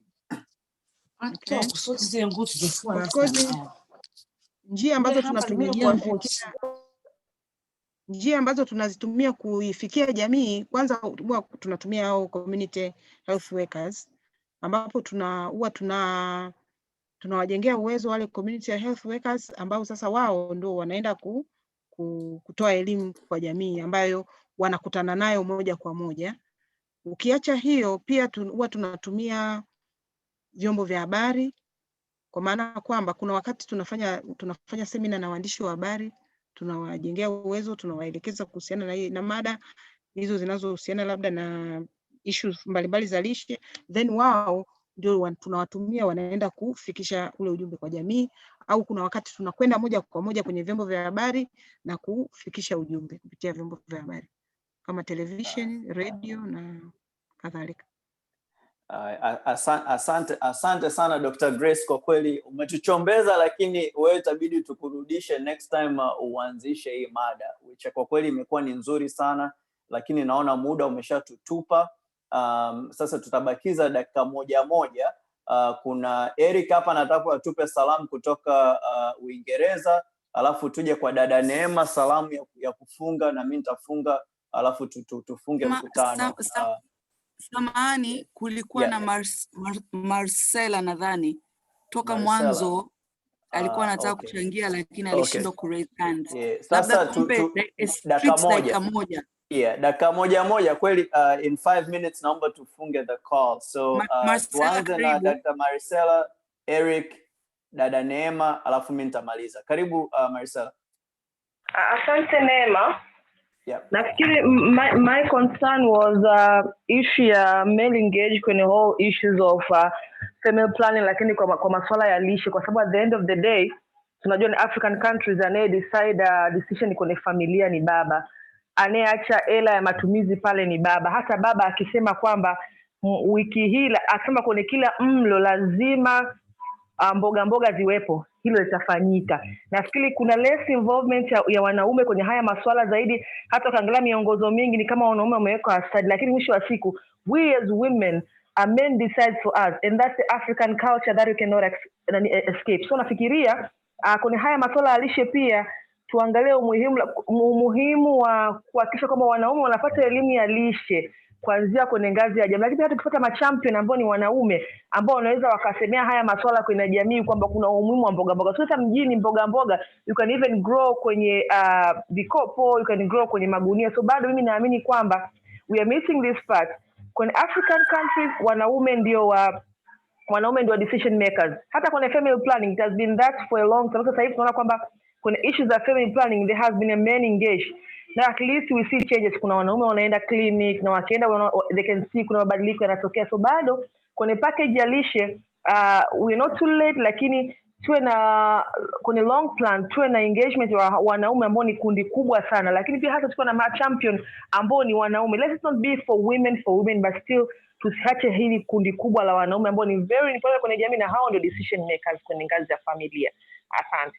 Asante sana Marcela kwa mchango wako na hamasa. Nadhani kaka Juhudi alielezea kwa hilo na kuunga mkono. Njia ni kutafuta tu sehemu za kuwaunganisha kina baba. Nadhani wababa wengi bado wana changamoto kwenda clinic. Kwa hiyo labda kuna sehemu mbadala za kuwafikia na kuwapa hiyo elimu, lakini hiyo itakuwa ni topic endelevu. Karibu Eric, utupe salamu kutoka Uingereza. Mna juhudi zenu. Karibu Eric.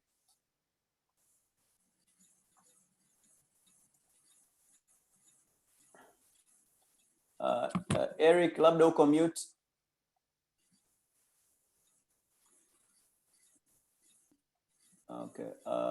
Okay. Karibu dada Neema. Nashukuru. Kwanza kabisa ningependa kuwashukuru wote kwa ushiriki wenu na kwa a lively discussion, and I think Frank, you'll agree with me kwamba this has proven kwamba this is actually an interesting topic, na hata tulivyochagua mama mjamzito na mboga mboga ilikuwa ni mahususi kabisa katika chokoza fikra zenu na where is the link, but I think we can all agree yani bila shaka yote kwamba there is a big link kati ya nutrition na maternal health, especially link ya anemia na maternal mortality. So going forward, nadhani hii ni discussion ambayo itabidi iendelee kwa vipengele vidogo vidogo ili tuone mwisho wa siku, where do we go from here. But a quick summary of the key things is that a majority of people agree on the following, kwamba elimu ya uzazi lazima iendane na elimu ya lishe, lakini elimu ya lishe has to start from adolescent age, kwa maana ya watoto miaka 10 mpaka 19 wakiwa kwenye umri wa kubalee. Lakini kuna umuhimu wa kuanzisha bustani za mboga mboga, ufugaji wa wanyama wadogo, hata ngazi ya kaya, and that's something ambayo NGO ambayo mimi naisimamia Agrithamani we're trying to do. We're trying to promote school vegetable gardening, community vegetable gardening, na household vegetable gardening, especially kwenye the most vulnerable groups, kwa mfano the elderly, people living with HIV, na wakina mama wenye watoto chini ya umri wa miaka 5.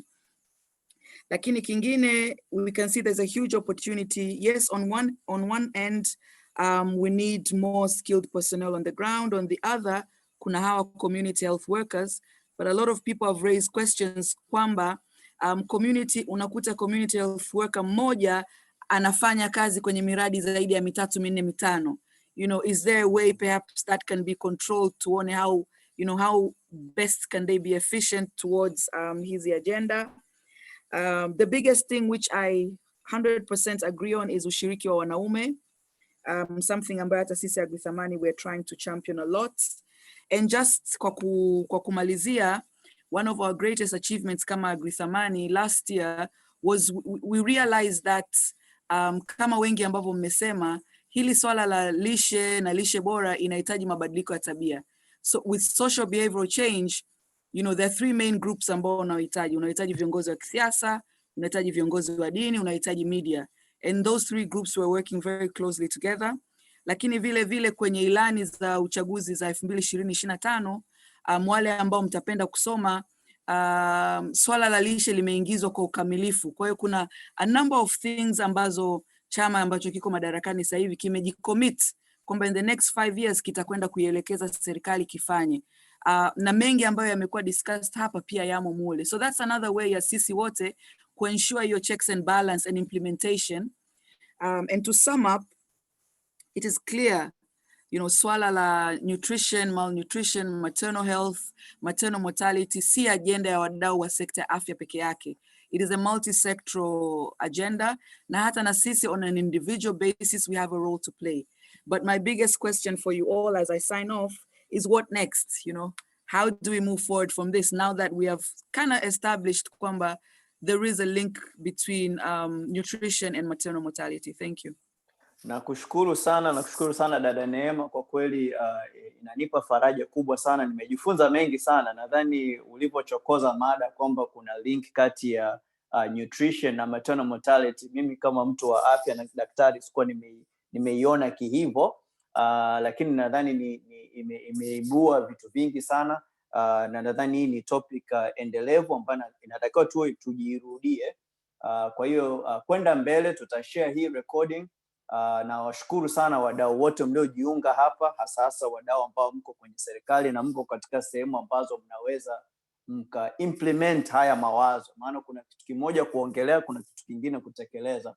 Kwa hiyo nimeshukuru sana kwamba Dr. Moshi umeweza kujiunga na sisi ili kutupa sisi ufahamu. Nadhani ni wengi sana umesema hata wakujua kwamba unga wetu wa ngano tayari una folic acid. So I think kuna vitu ambavyo hata sisi wenyewe ambao labda tunavifuatilia vitu vya kwa karibu bado elimu yetu ni ndogo. Kwa hiyo nadhani ni kuendelea kushirikishana. Kwa hiyo tutashare hii recording, naomba wengi mshare na wengine kwa sababu ni elimu kwa jamii, na kwa kiasi kikubwa kuna vitu vingi sana ambavyo vya kufanyia kazi. Tutaanza na lishe, lakini kuna hizo mimba za utotoni, kuna kucheleweshwa pale ambapo mama mjamzito anapopata matatizo. Kuna vitu vingi sana vimeongelewa hapa, na sisi kama diaspora nadhani opportunity kubwa ni kujaribu kuelewa changamoto zilizopo nyumbani na jaribu kuzielezea. Kwa hiyo nadhani hata sisi kuhamasishana katika familia zetu, kama unavyosema, hii change ya uhakika itaanzia katika level ya kaya, na kaya ndio familia. Kwa hiyo ni sisi kwanza kuhamasishana. Nakushukuru sana Neema, na kushukuru sana Noma, na washukuru wote mliojiunga na sisi. Tutafunga hii mada, tutashare hii recording kwenye hizo channel mbalimbali, tutapost pia kwenye Twitter. Na washukuru tena, tutawasiliana pale ambapo tutapanga mada nyingine. Lakini kwa kufunga tena, kauli mbiu ni mama mjamzito na mboga mboga, lakini wamesema ni mboga mboga pamoja na nyama, pamoja na folic acid na kadhalika. Jamani, asanteni sana, muwe na Jumamosi njema na weekend njema. Asanteni sana. Thank you all. Na wakina baba mwanze kwenda clinic. Asanteni sana. Tutakutana sehemu zozote dada Neema. Naendaga. Oh, very nice to learn that, Kwame. Thank you all. Bye. Bye.